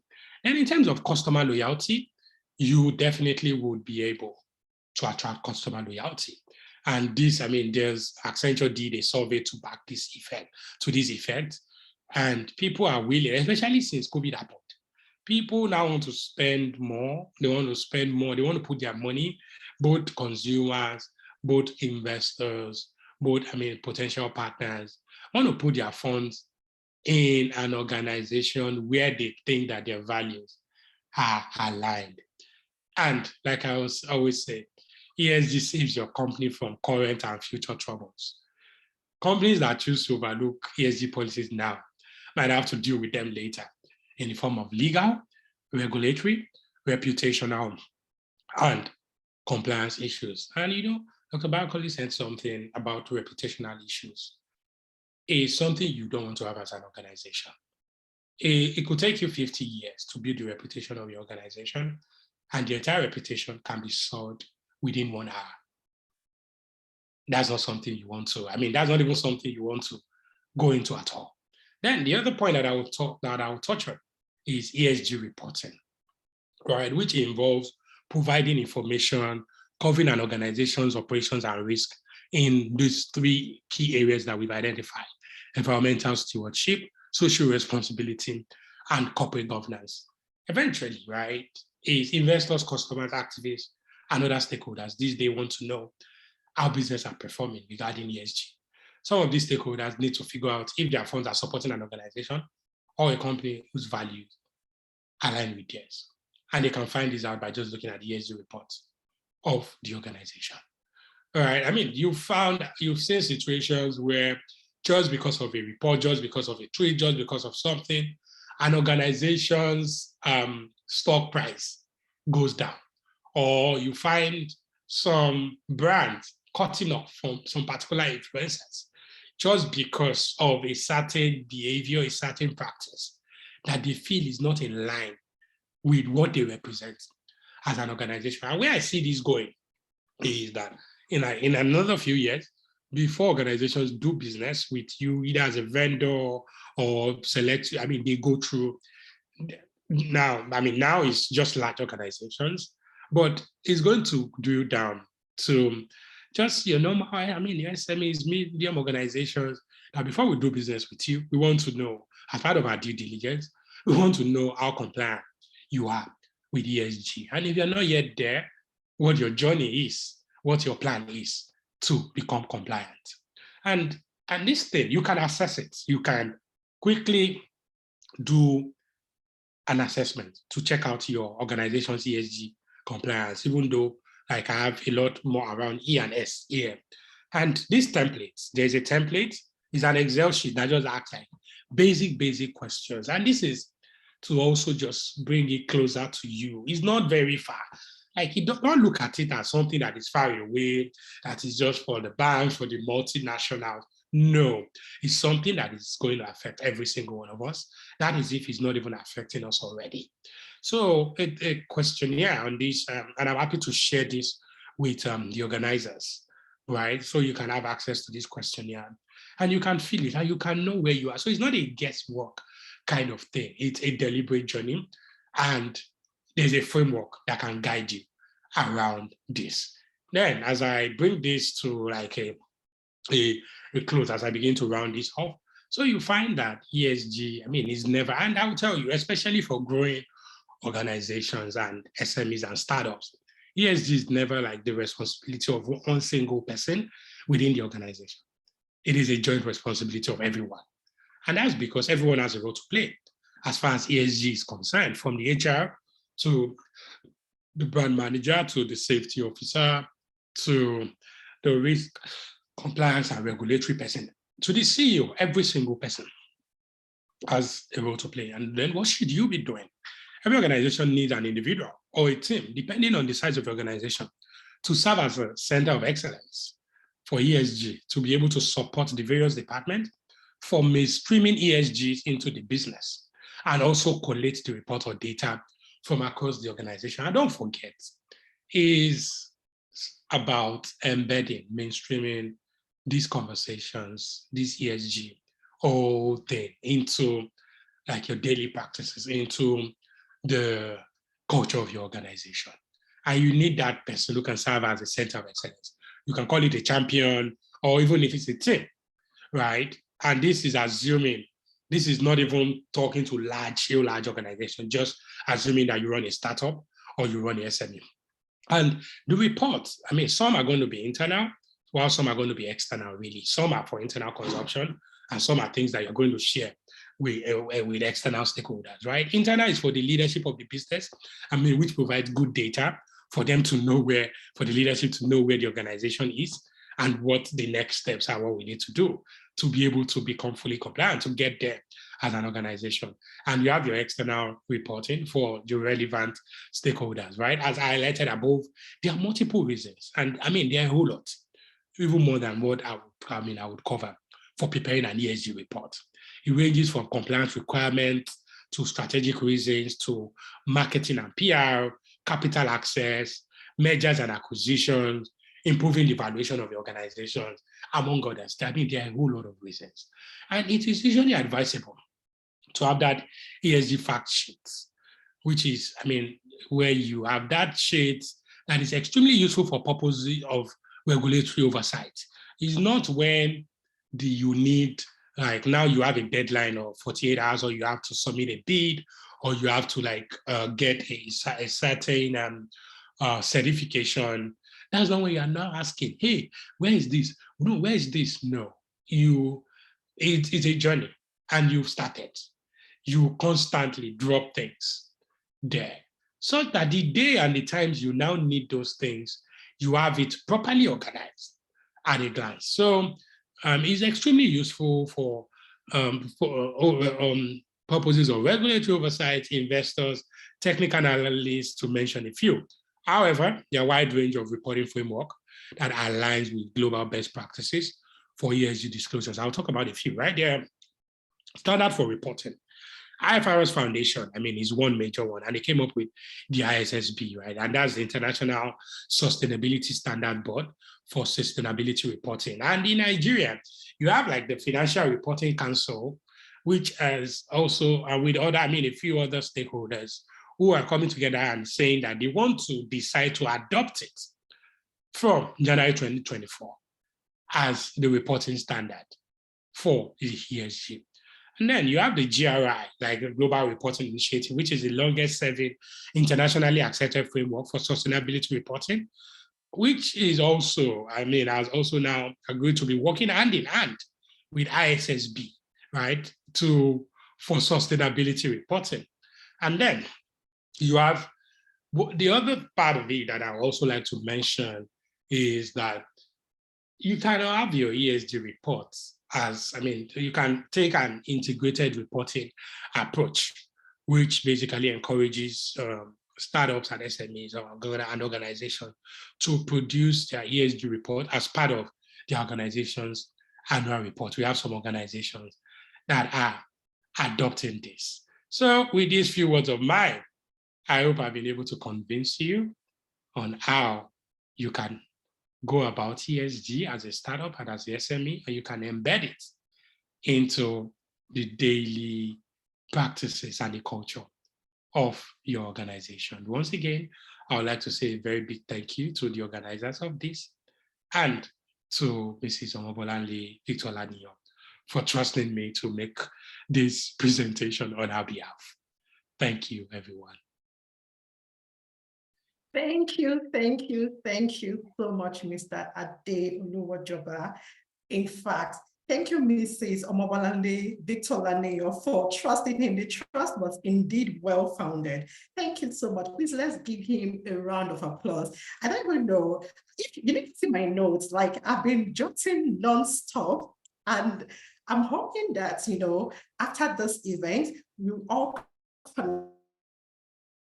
with permission from the speakers, connect with them. I'm sure they'll be having lots of conversations on ESG, sustainability on their social media platforms. So if it's okay with them, feel free, connect with them, you know, just learn from them, because this is really, really amazing. As a startup founder, I can definitely relate with a lot of things that you said. And most importantly, as a founder, I know I don't want to lose money. So ESG is something that everyone should definitely take a look at. So it's better to prepare for those opportunities before you begin to lose money and reputation for not preparing early.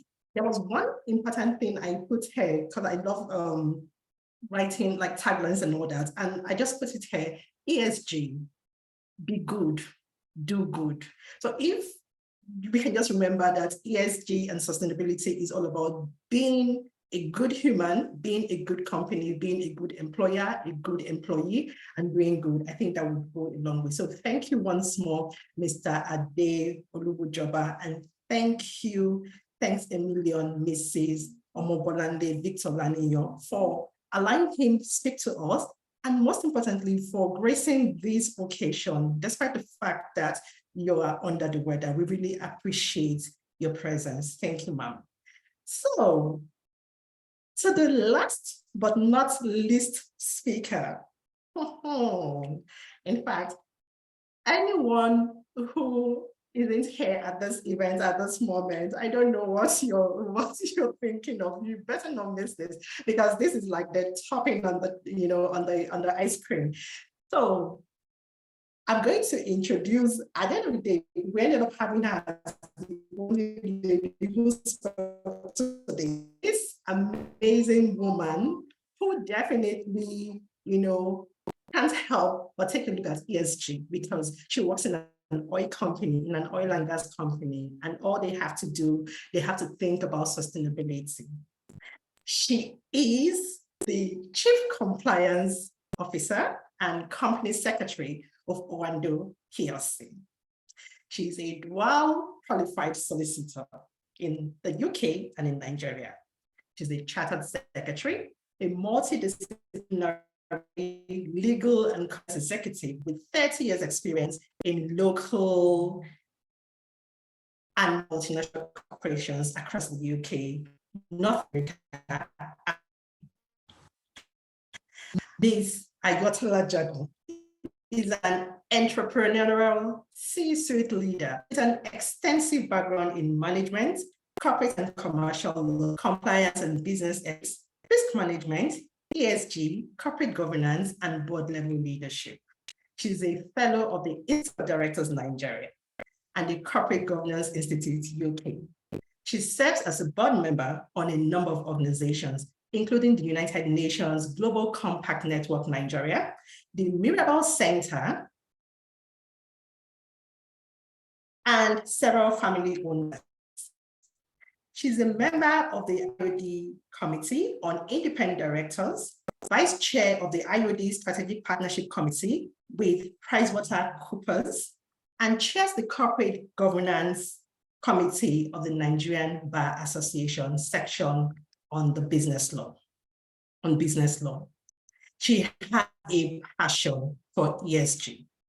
And it's obvious that, it plays a critical role in everything she does. And she's currently working on a public-private initiative to develop a governance code and standard operating procedures for SMEs. She's passionately optimistic about Nigeria and its pivotal role in the Commonwealth of Nations, standing on all existing protocol. My dear distinguished gentlemen, please join me as we welcome the distinguished Ms. Jago.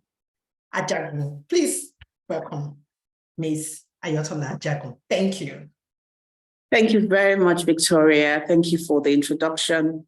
It really is an honor to be part of this. Thank you very much to the IOD. Thank you to Madam President. You are such an inspiration to me and to so many of us. I want to thank also Mr. Alimi, the whole team at the IOD for the excellent work that you do. I really want to commend the setting up of the Young Directors Forum because, for me, this is all about succession planning. This is about bringing up that next generation of companies that will be major PLCs and global conglomerates.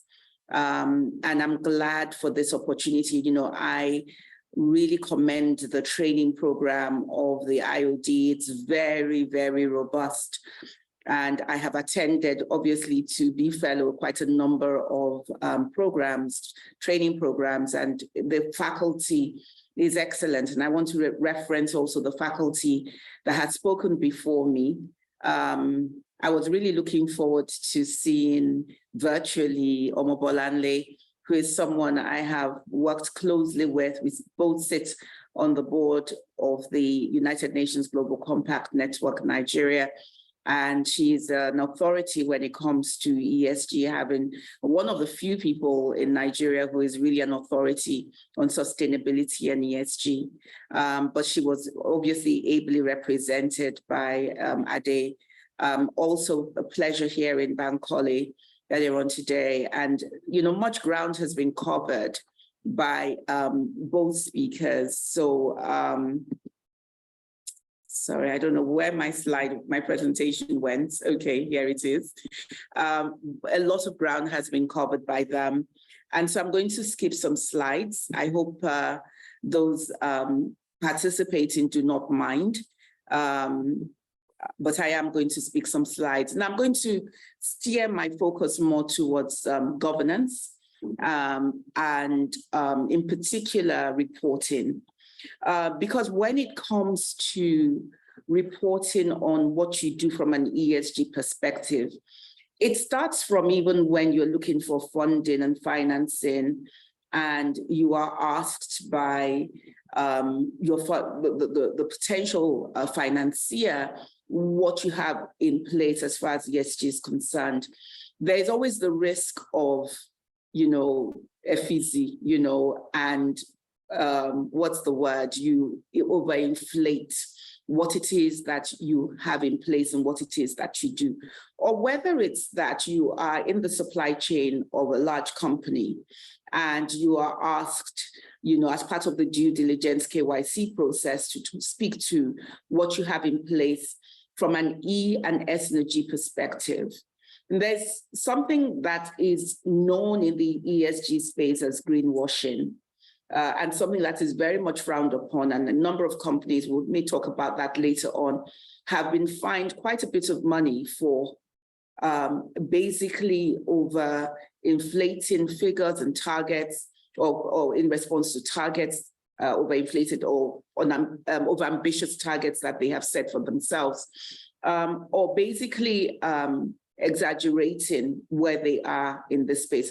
Ade said something that's very important. It's a journey. ESG is a journey. And as a startup, you have to understand that nobody expects you to be gold standard from day one. But the most important thing is that you have embarked on the journey. And it is very important to embark on the journey, even at ideation stage of as a startup, and not just when you are, you know, at that early stage or at a more mature stage. It's really, really important that you begin to consider these things, because they will save you a lot of trouble. So I'm just going to go on to the, I'm hopefully controlling, yes, my page.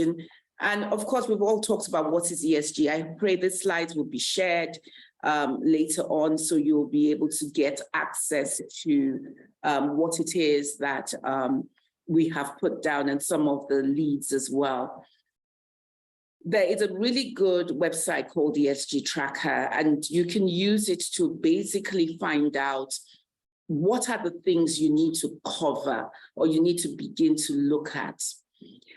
We've talked about the environment and your impact on the environment and the environment's impact on you and on your business.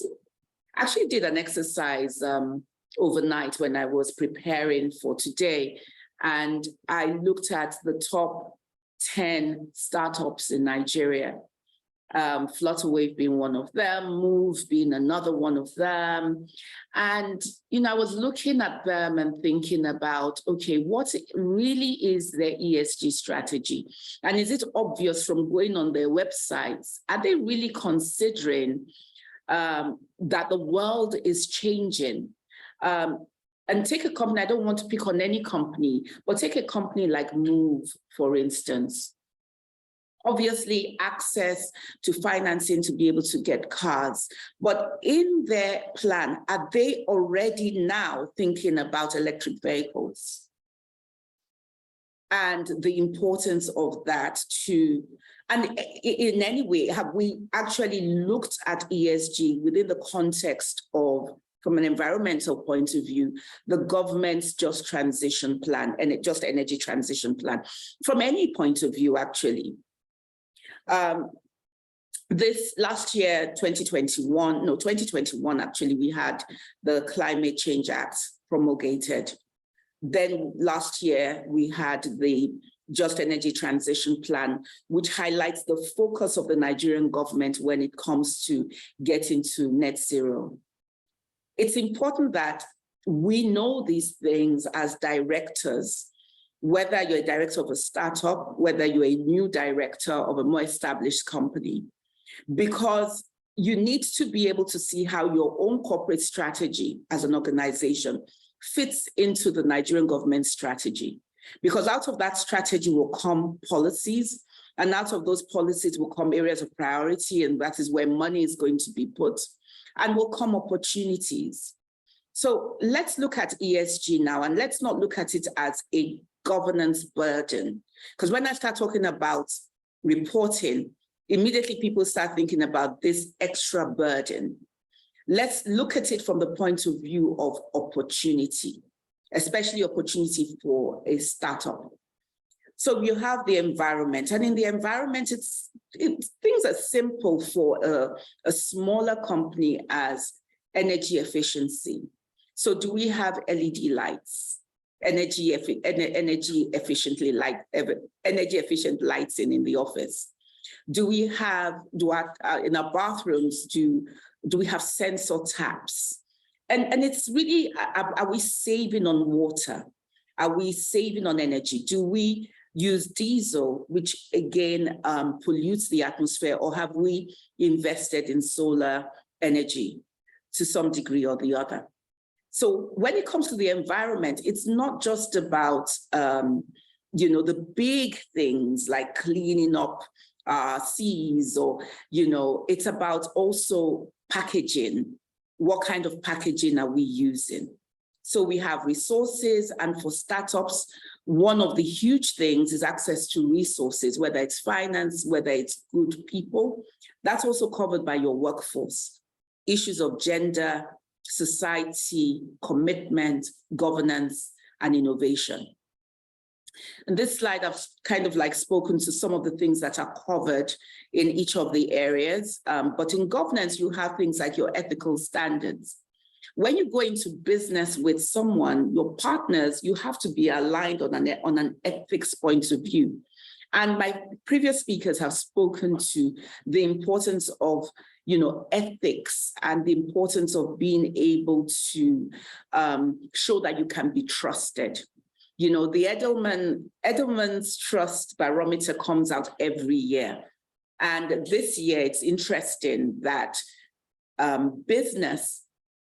private businesses are more trusted than governments or even NGOs.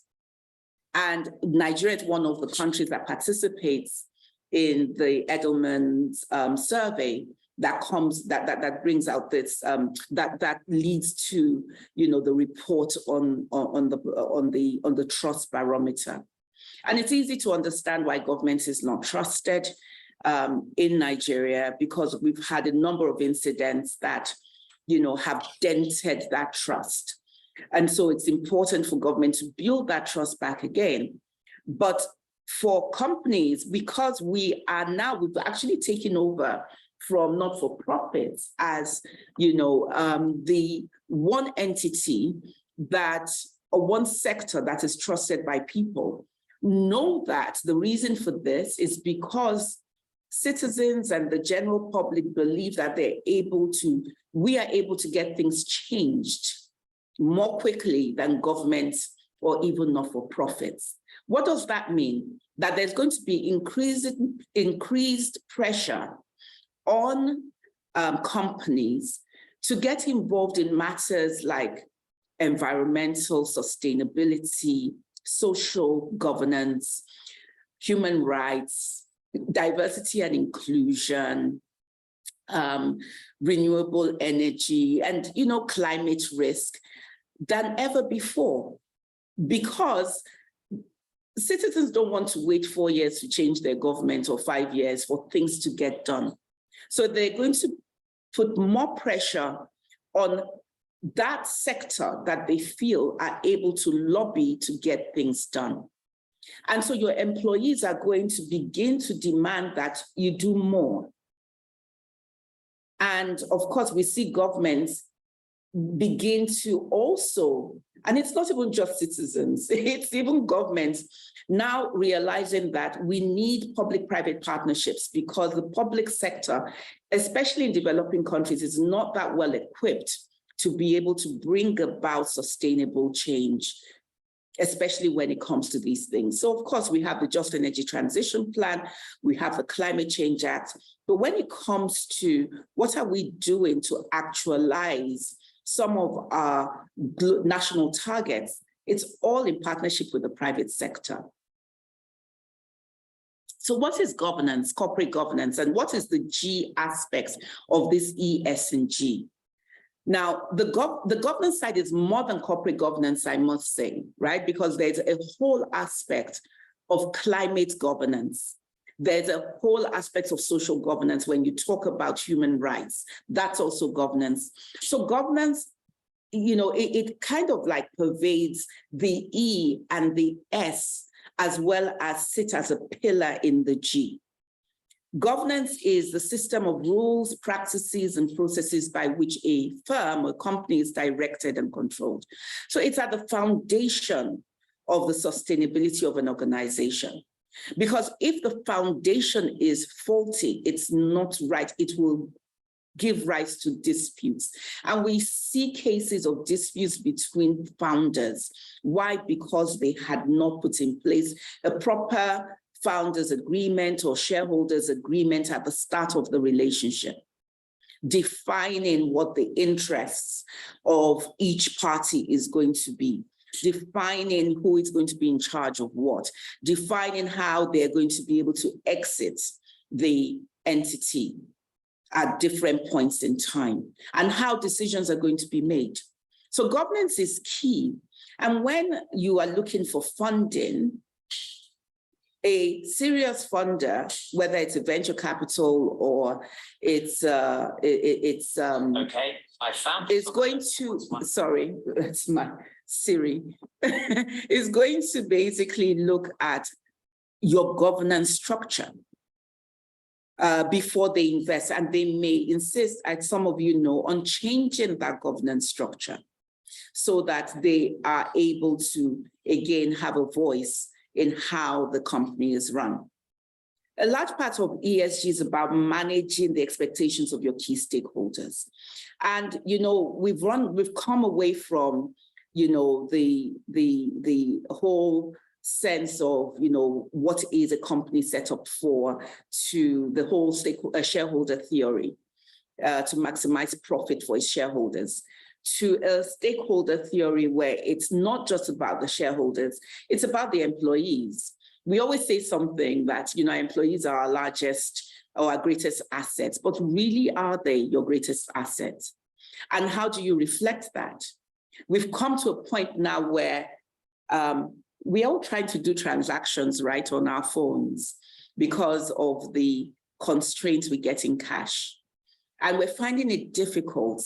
Systems are shutting down. Why? Because IT staff are scarce, right? And IT systems of banks are not as robust as they should be.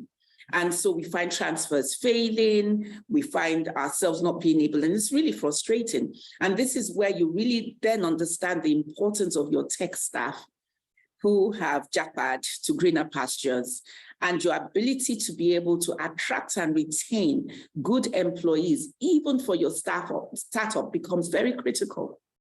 Your customers are also important. And so a large part about ESG is about managing the expectations of your key stakeholders, whether they're your funders, your creditors, your customers, your employees, the general public. Corporate governance is also about ensuring that your company culture is built on the right standards of integrity, accountability, transparency, fairness, responsibility, and also performance. So transparency is something that is key.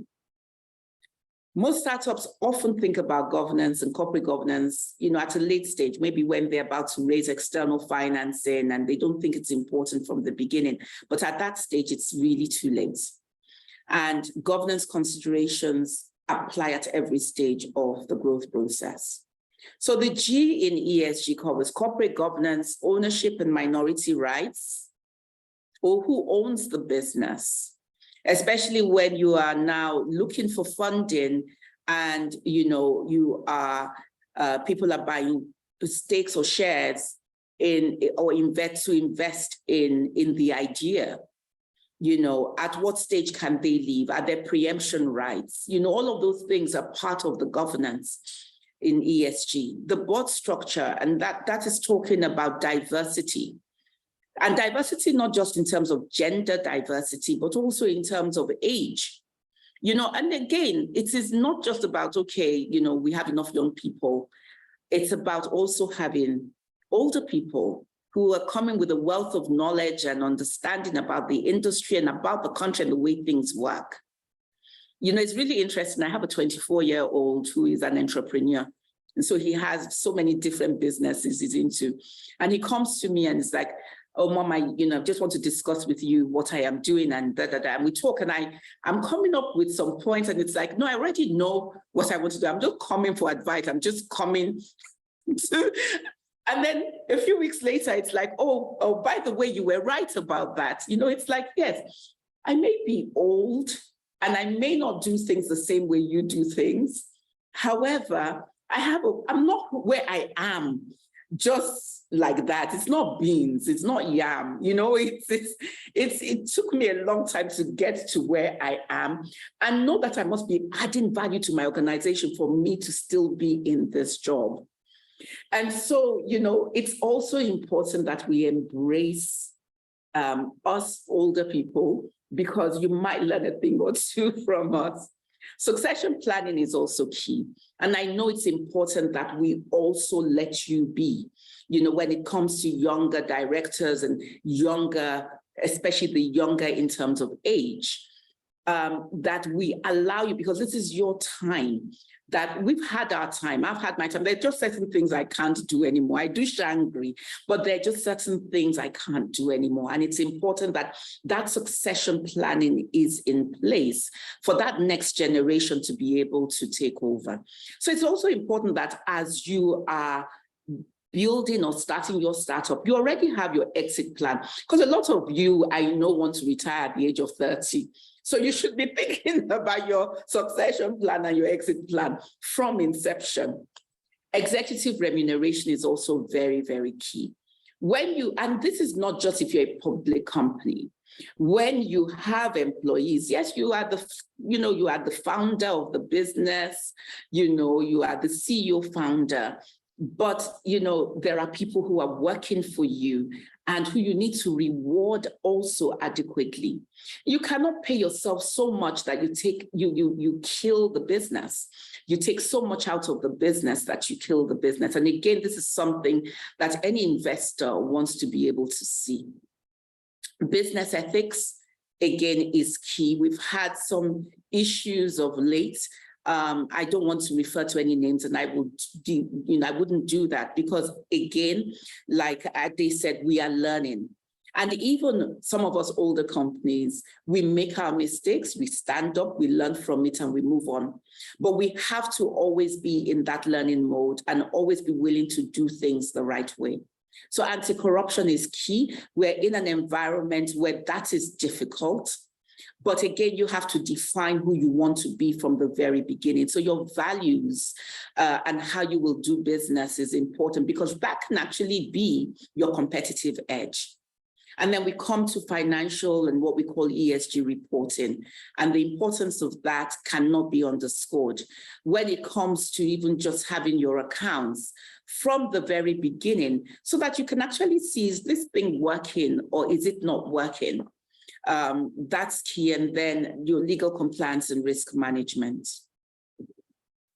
So on the governance side, I want to talk about ESG and the SDG goals, because that's it's really important to juxtapose again, like I said, what's happening nationally with what's happening in your own company, but also what's happening globally, because Nigerians are superstars.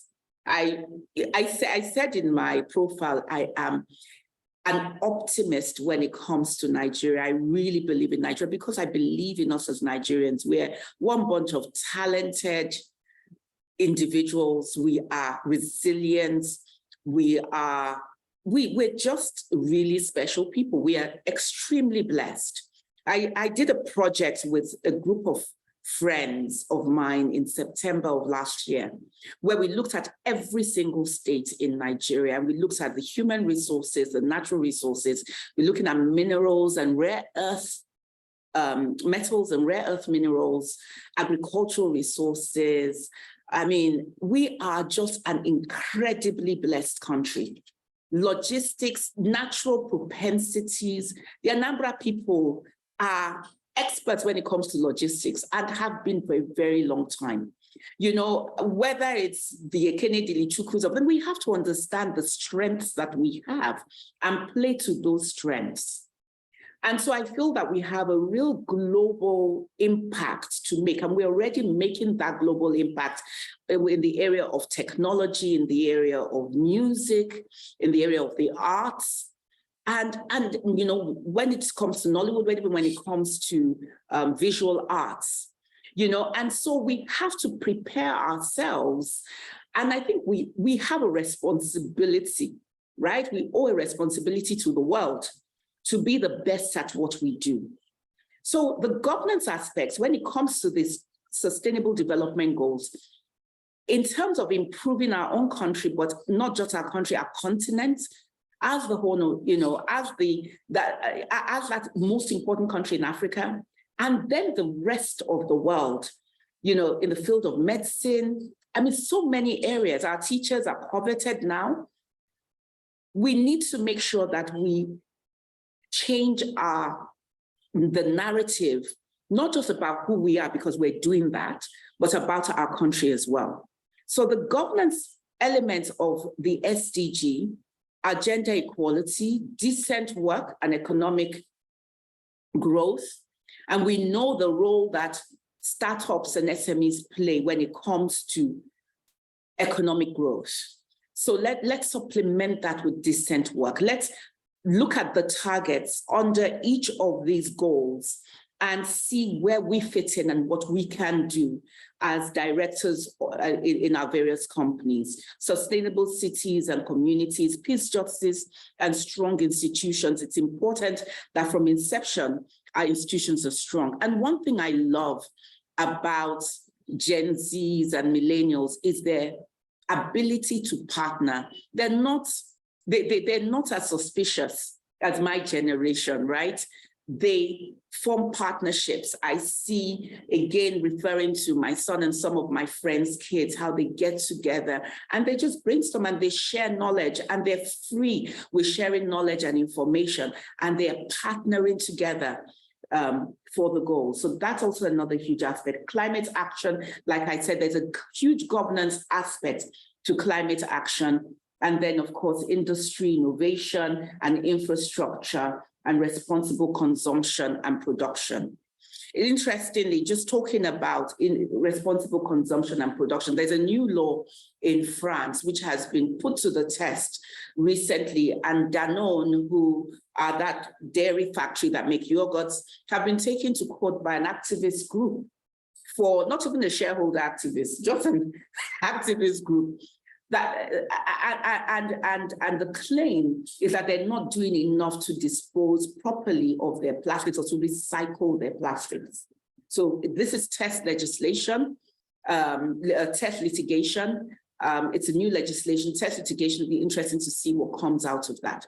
But you can see that everybody then who is in the Danone supply chain all over the world is going to then have to begin to respond if this activist group is successful. So the legal framework for sustainability reporting in Nigeria, and we will not be at that stage where we have to comply. We've got CAMA, we've got SEC code, we've got the Nigerian Code of Corporate Governance, which lays out certain sustainability reporting requirements for, again, listed companies and also large private companies. For listed companies, we also have the sustainability disclosure guidelines. And on this slide, I will skip through this. The slide will be made available so you can have a look at it and understand what your responsibilities are under there. What is a sustainability report? Because in some way or shape or form, even if you are not required to do one, you may choose to do something because you are doing so much in this space anyway. You know, somebody talks about sustainability and ESG, and I know the words are used interchangeably, right? But ESG is probably broader and more robust, and it's more scientific in terms of quantitative measuring of what it is that you are doing. A lot of us already, even like I said, I have my own businesses that I run and family-owned businesses that I'm involved in. We do a lot of E and the S and the G, but we've always done it, but it's always been informal, right? And maybe it's time that we begin to formalize some of those things that we are doing and reporting on it and getting the credit for it, because like we have been told by Bankole, there is green funding, there's sustainability linked funding, there's socially linked funding that is available for companies who can show that they meet certain criteria.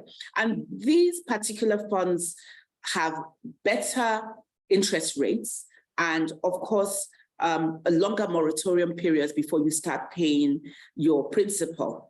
And so in terms of access to cheaper funding, it's really, really good to be able to say, this is what we do, to have an ESG strategy and to work towards it, and to be able to access even sometimes grants as well. So sustainability reporting is really the practice of measuring, disclosing, and being accountable to your internal and external stakeholders for your organization's performance against the specific environmental, social, and governance goals and metrics that you have decided to measure yourself against. And it's all about how you've been able to embed sustainability and ESG into your overall strategy and policies. Now, when you have meaningful sustainability reporting, it builds trust. And it builds trust with your stakeholders, and it ensures that you are that company of choice that people go to. So, of course, you know, we all know about the various ride-sharing companies. You've got Bolt, you've got Uber, and you've got some other ones as well. But sometimes, you know, you ask some people, who do you prefer to use? And they will tell you one company over another. Why? Again, it's because of reputational issues. It's because of things like safety. It's about the fact that that company has been able to build trust over and above another company. So these things are important. So what are the drivers and the value of sustainability reporting? One, they're market drivers, investors, shareholders, customers, your bankers, capital providers of capital want to see what you're doing in this area, in this space. It helps from a risk management point of view. I looked at what are the key risks for startups, and I will speak to that later on. So you will see where ESG is really important for you being able to manage some of those risks that are peculiar to you as a startup. Helps with ESG litigation and shareholder activism. We're not even there yet, really. But like I said, because more trust is being placed on companies than on government or on not-for-profits, we are going to see increasingly activism being leveled at companies to do things differently or to do the right thing. Regulatory and policy drivers as well. And of course, you know, we see new legislation coming in to cover SMEs. And along with some of the benefits will also come responsibilities. Value creation, there is no doubt that when you're a good corporate citizen and you have good ESG policies and practices, it increases and enhances your long-term performance. There may be an initial cost to putting things in place, but there is long-term value creation as a result of just that increased efficiency, increased transparency, the right governance structures put in place, and the fact that you're working at creating a better society. What you sow is what you reap. After all, it's karma, right? And then enhanced and better decision-making. Of course, what gets measured also gets done. I'm going to skip this. There are various reporting frameworks out there. Ade had spoken to some of them, GRI, there's CDP, there's IIRC, integrated reporting, and there is a move now towards not just reporting on your financial performance, but also on your ESG performance and integrating the two into one report. I know the Financial Reporting Council of Nigeria is definitely looking into going in that direction as well. SASB as well have their own reporting frameworks, and then of course the TCFD have their reporting frameworks. And on all of these websites, of the websites of these companies, are a lot of free information that can guide you and help you in this journey. So again, we talked about the move towards integrated reporting on this slide. There are various references, there are ratings you can get, there are rankings, and again, these may be more applicable to larger companies, but they are certainly things that one should be looking at this stage. Nobody starts a business unless you want it to be a multinational or a conglomerate. I think, especially as Nigerians, we just love the capacity to grow. The SDGs, the Paris Climate Agreement, worth reading. Again, the 10 principles of United Nations Global Compact are here as well.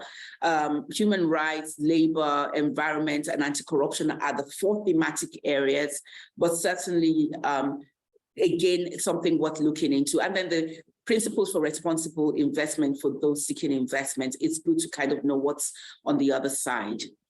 There are some case studies that we can look at regarding Tesla. Very interesting for Tesla, right? I know they wanted to come and set up mining of uranium in Nigeria, and the Minister of Mines said, no, we would rather you don't just come and set up a mining company, but set up a lithium processing plant. In fact, set up a Tesla in Nigeria, because why take out because obviously when you take out the raw material, we get the little drips of the proceeds. All the bulk of the money is in the processing, and of course the job creation, we lose out on the job creation. But very interesting, I keep telling people that until I think Q2 of last year, Tesla's profits were from carbon trading, not from the sale of their vehicles, electric vehicles. And the reason for this is obviously, even the vehicle, the making of the electric vehicle is a carbon intensive process. But in one quarter, Tesla makes as much as $600 million just from carbon trading.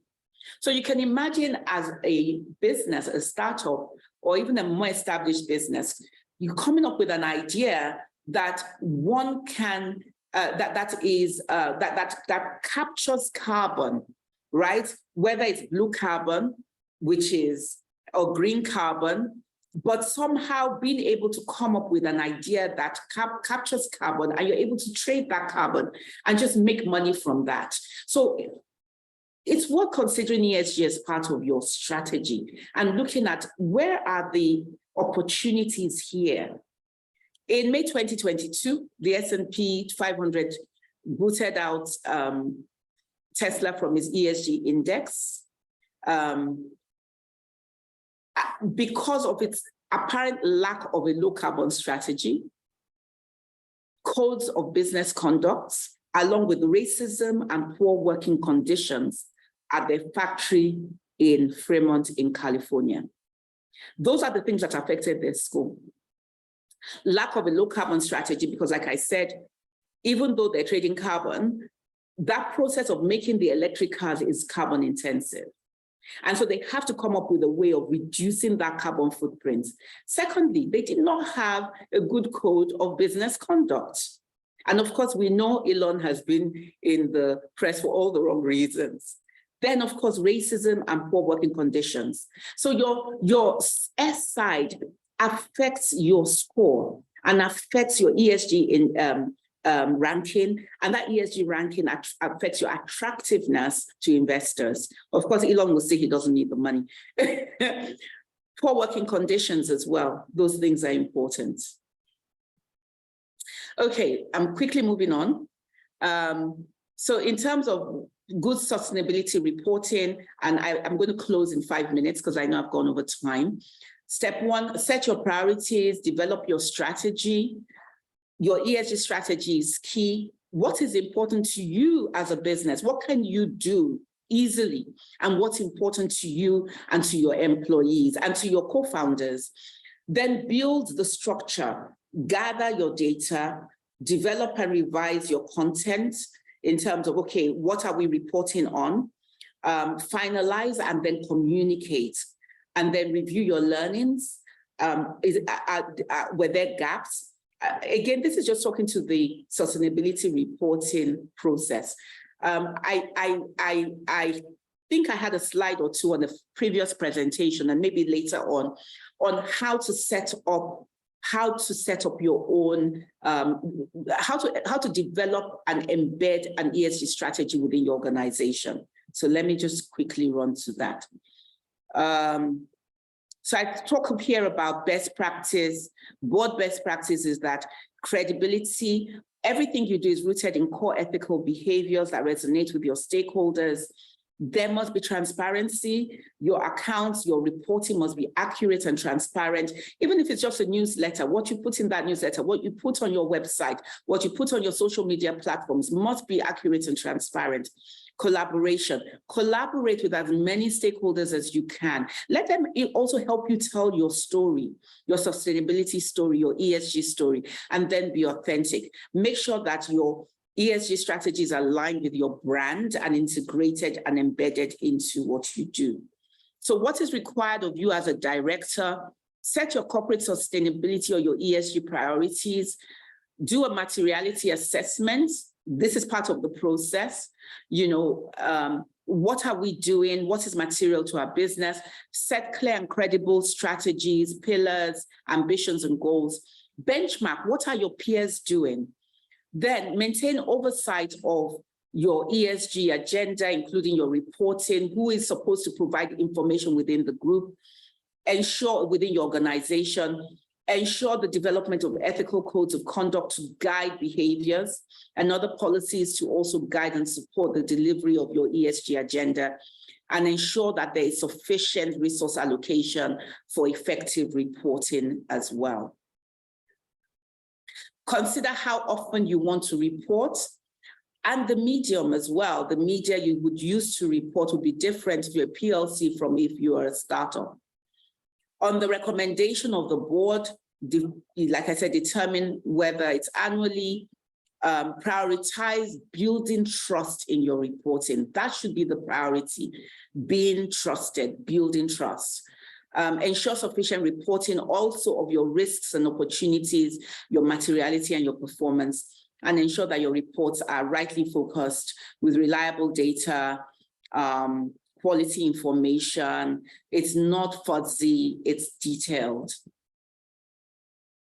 Make sure that your sustainability or your ESG agenda is relevant, contextually relevant. I spoke about this earlier. Look at the local, national, and global agenda and align whatever it is you're doing with that. Ensure you remember the importance of the S and G in ESG and in your reporting. Ensure that your reports are fit for wider stakeholder use, that you can use them. For instance, if you want to apply for carbon credits, if you want to apply for SLLs, green loans, if you want to even come on board the supply chain of a major company, you want to apply for a grant, you want to be considered for an award. Just make sure that it's all aligned.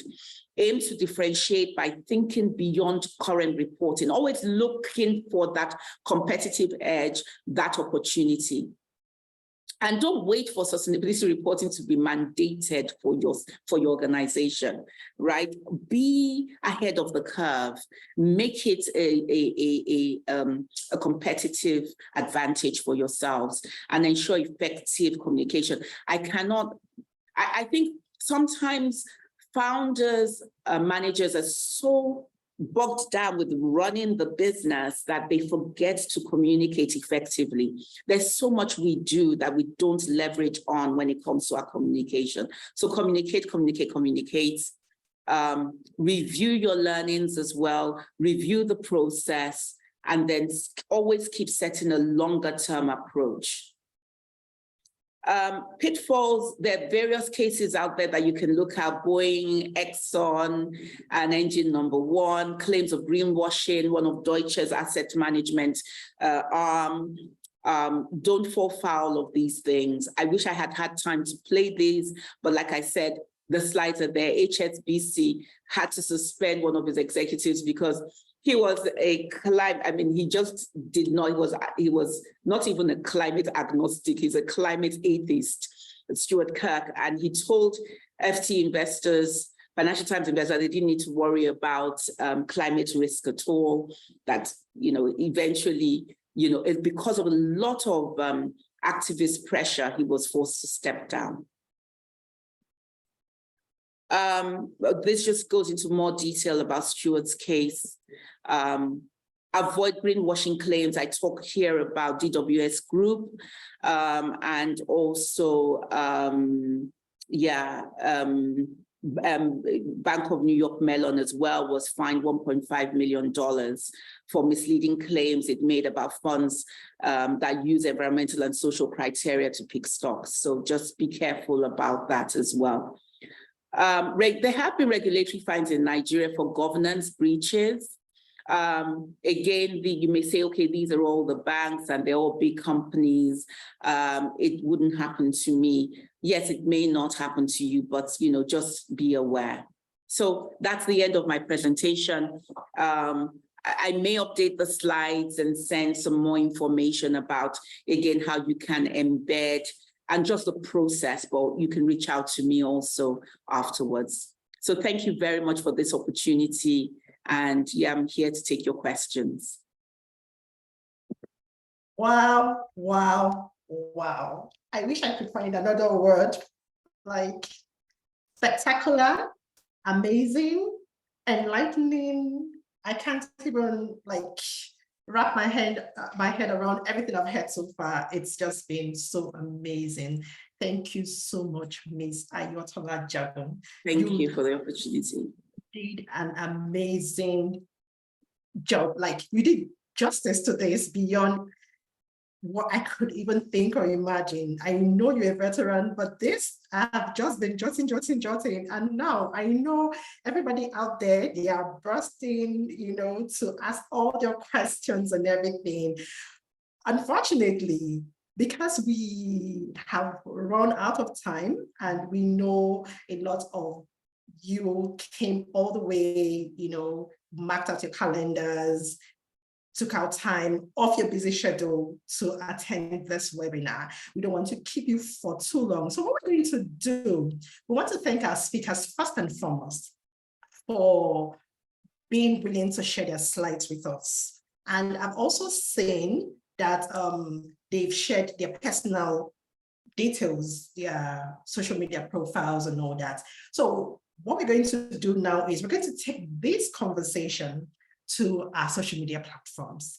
And all the questions you have, please feel free, send those questions to our social media platforms, YDF IOD. We're right there on LinkedIn, Twitter, Facebook, and Instagram, YDF IOD. It's right there in the chat box. I also have it up again, YDF IOD on LinkedIn, Facebook, Instagram, and Twitter. Please feel free, ask all the questions you have, and definitely we'll have our speakers respond to those questions.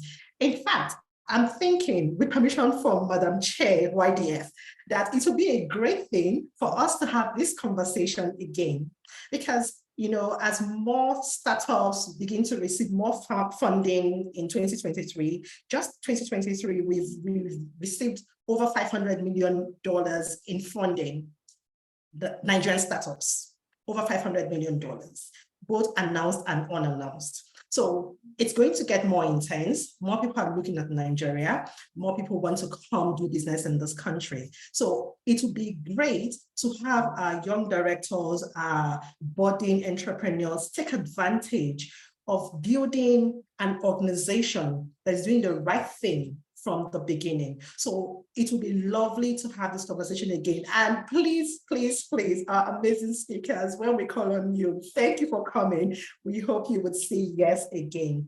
Thank you everyone for participating. Don't forget all your questions, take them to our social media platforms, YDF, IUD, and our speakers will be more than happy to respond to them there. Remember also that you can draw our attention to all the conversation we've had today and share it with your community with the hashtags YDF Sustainability and YDF ESG.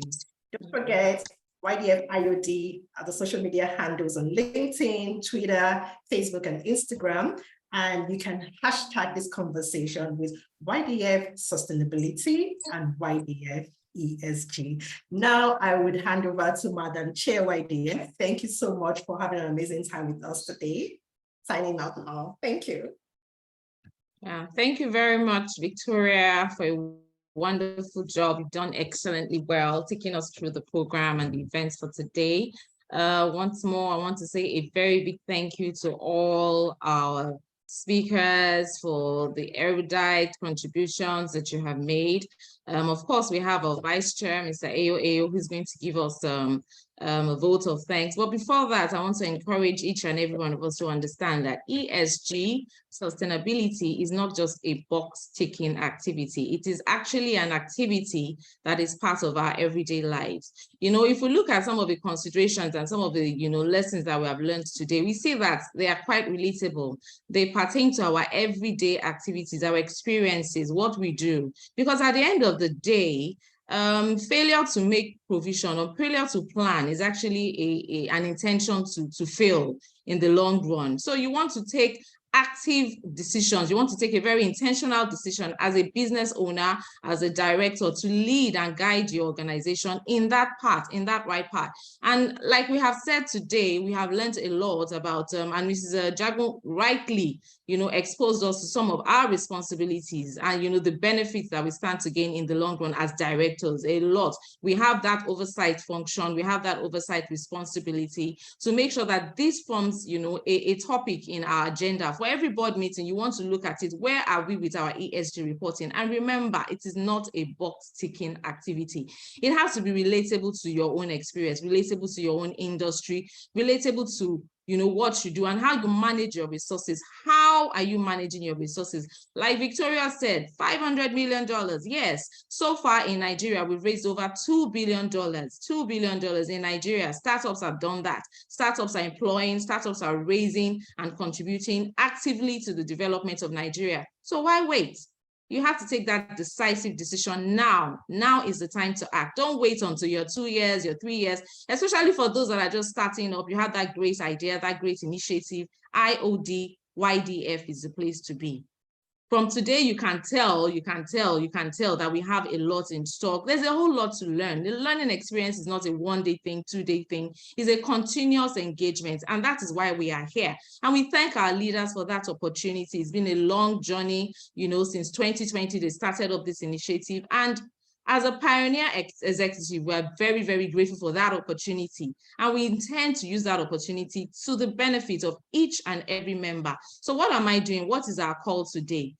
If you like what you saw today, why not join us? Because we'll be calling on you, we'll be sending out our emails, we'll be sending out, you know, reportage of today's events We also have a page, a YouTube page. We're going to be streaming this. You can go back, look at it, learn from it. But what we're saying is you need to be a part of this. I know that there's a whole lot of knowledge embedded within us. We can't stop here. We can't stop now. The future of Nigeria lies within us, lies in us. So we have to take this initiative. ESG is with us. It is a part of our lives. It's not just a box ticking activity. Governance, compliance, I see that a lot of us are in the room. It is not just for box ticking. It has to relate to your business. It has to relate to the future that you're planning.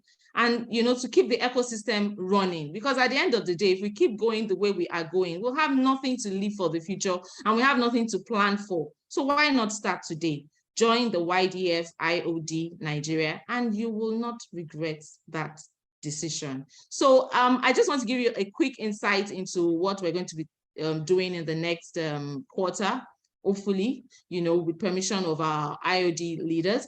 The IOD has a very robust mentorship program and we want to take advantage of it because I know that a lot of them, look at Ms. Jagun, for instance, look at Ms. Omobolanle, look at Doctor, they have a wealth of experience that we need to tap into. So we're going to be doing a relaunch for the benefit of us. What they have put that program together. So we're going to be relaunching it. You know, I know that Mr. and Mrs. President is going to support us. I know the DJ is going to support us. We just want them to know how they can tap into that mentorship program because having all this knowledge is not enough. The know-how is important. And you need a mentor, someone to guide you, to teach you, to show you, you know, a metrics, you know, the metrics to your development, to the growth that you're making is important. You keep noting it.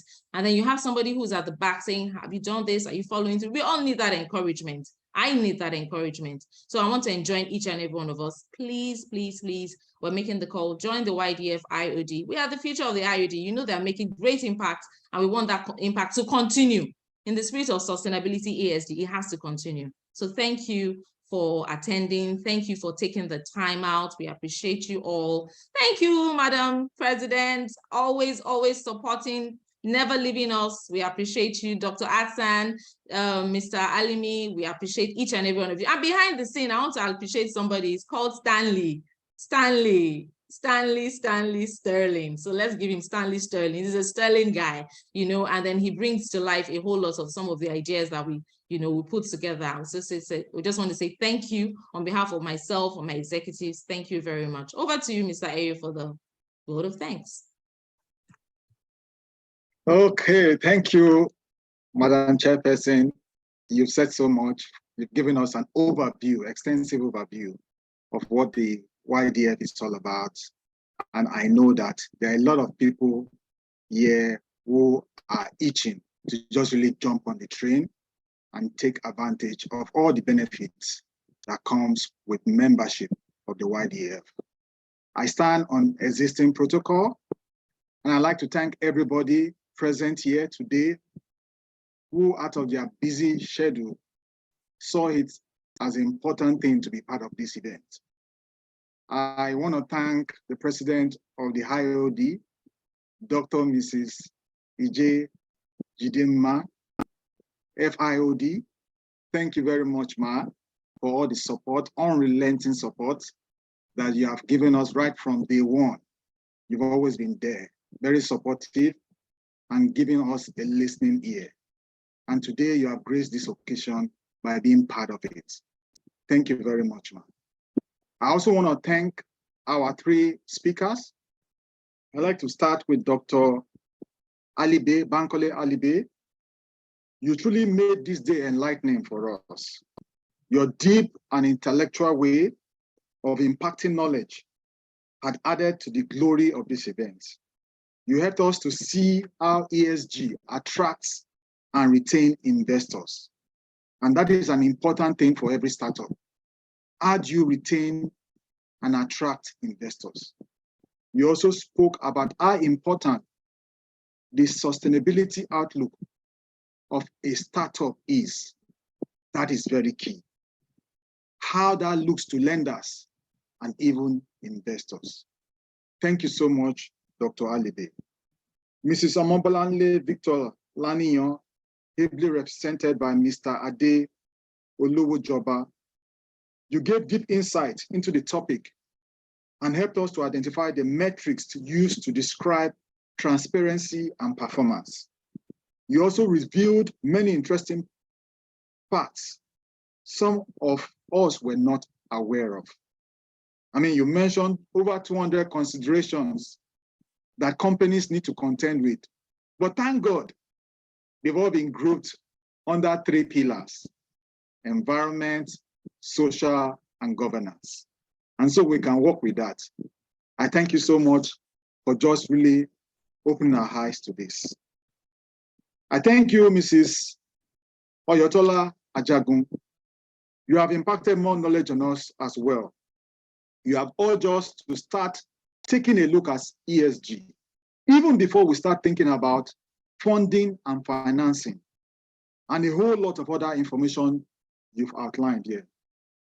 I'm particularly thrilled about governance, that is corporate governance, and how that relates especially to how startups are being governed, startups are being managed, how decisions are being made, how shares are being allotted, how important it is for founders' agreement to be in place, how we should plan and have a succession planning, exit strategy, how the board should be structured, and even diversity.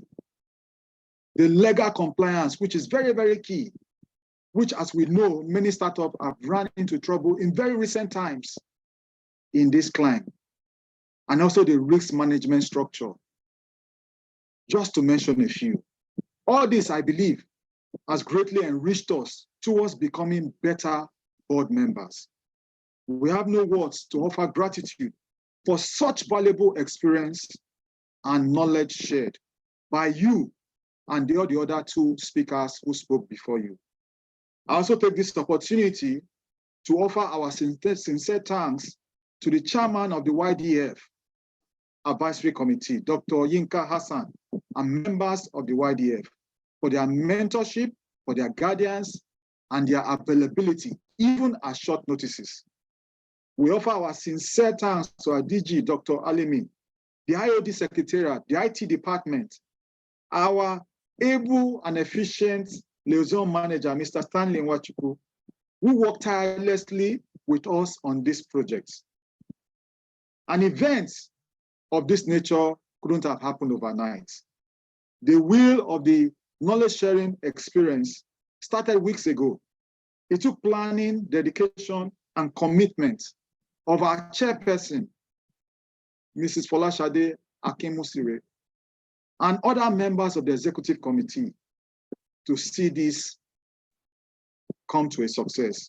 We are very fortunate to be blessed by a team of talented ESCO and a growing number of YDF membership. I'm short of words to you all, individuals, professionals, and everyone who has attended this event. You are truly appreciated. Thank you so much. Our chairperson has said so much about the YDF and how you can become a member. So I'd like to say, what are you waiting for? Jump on board.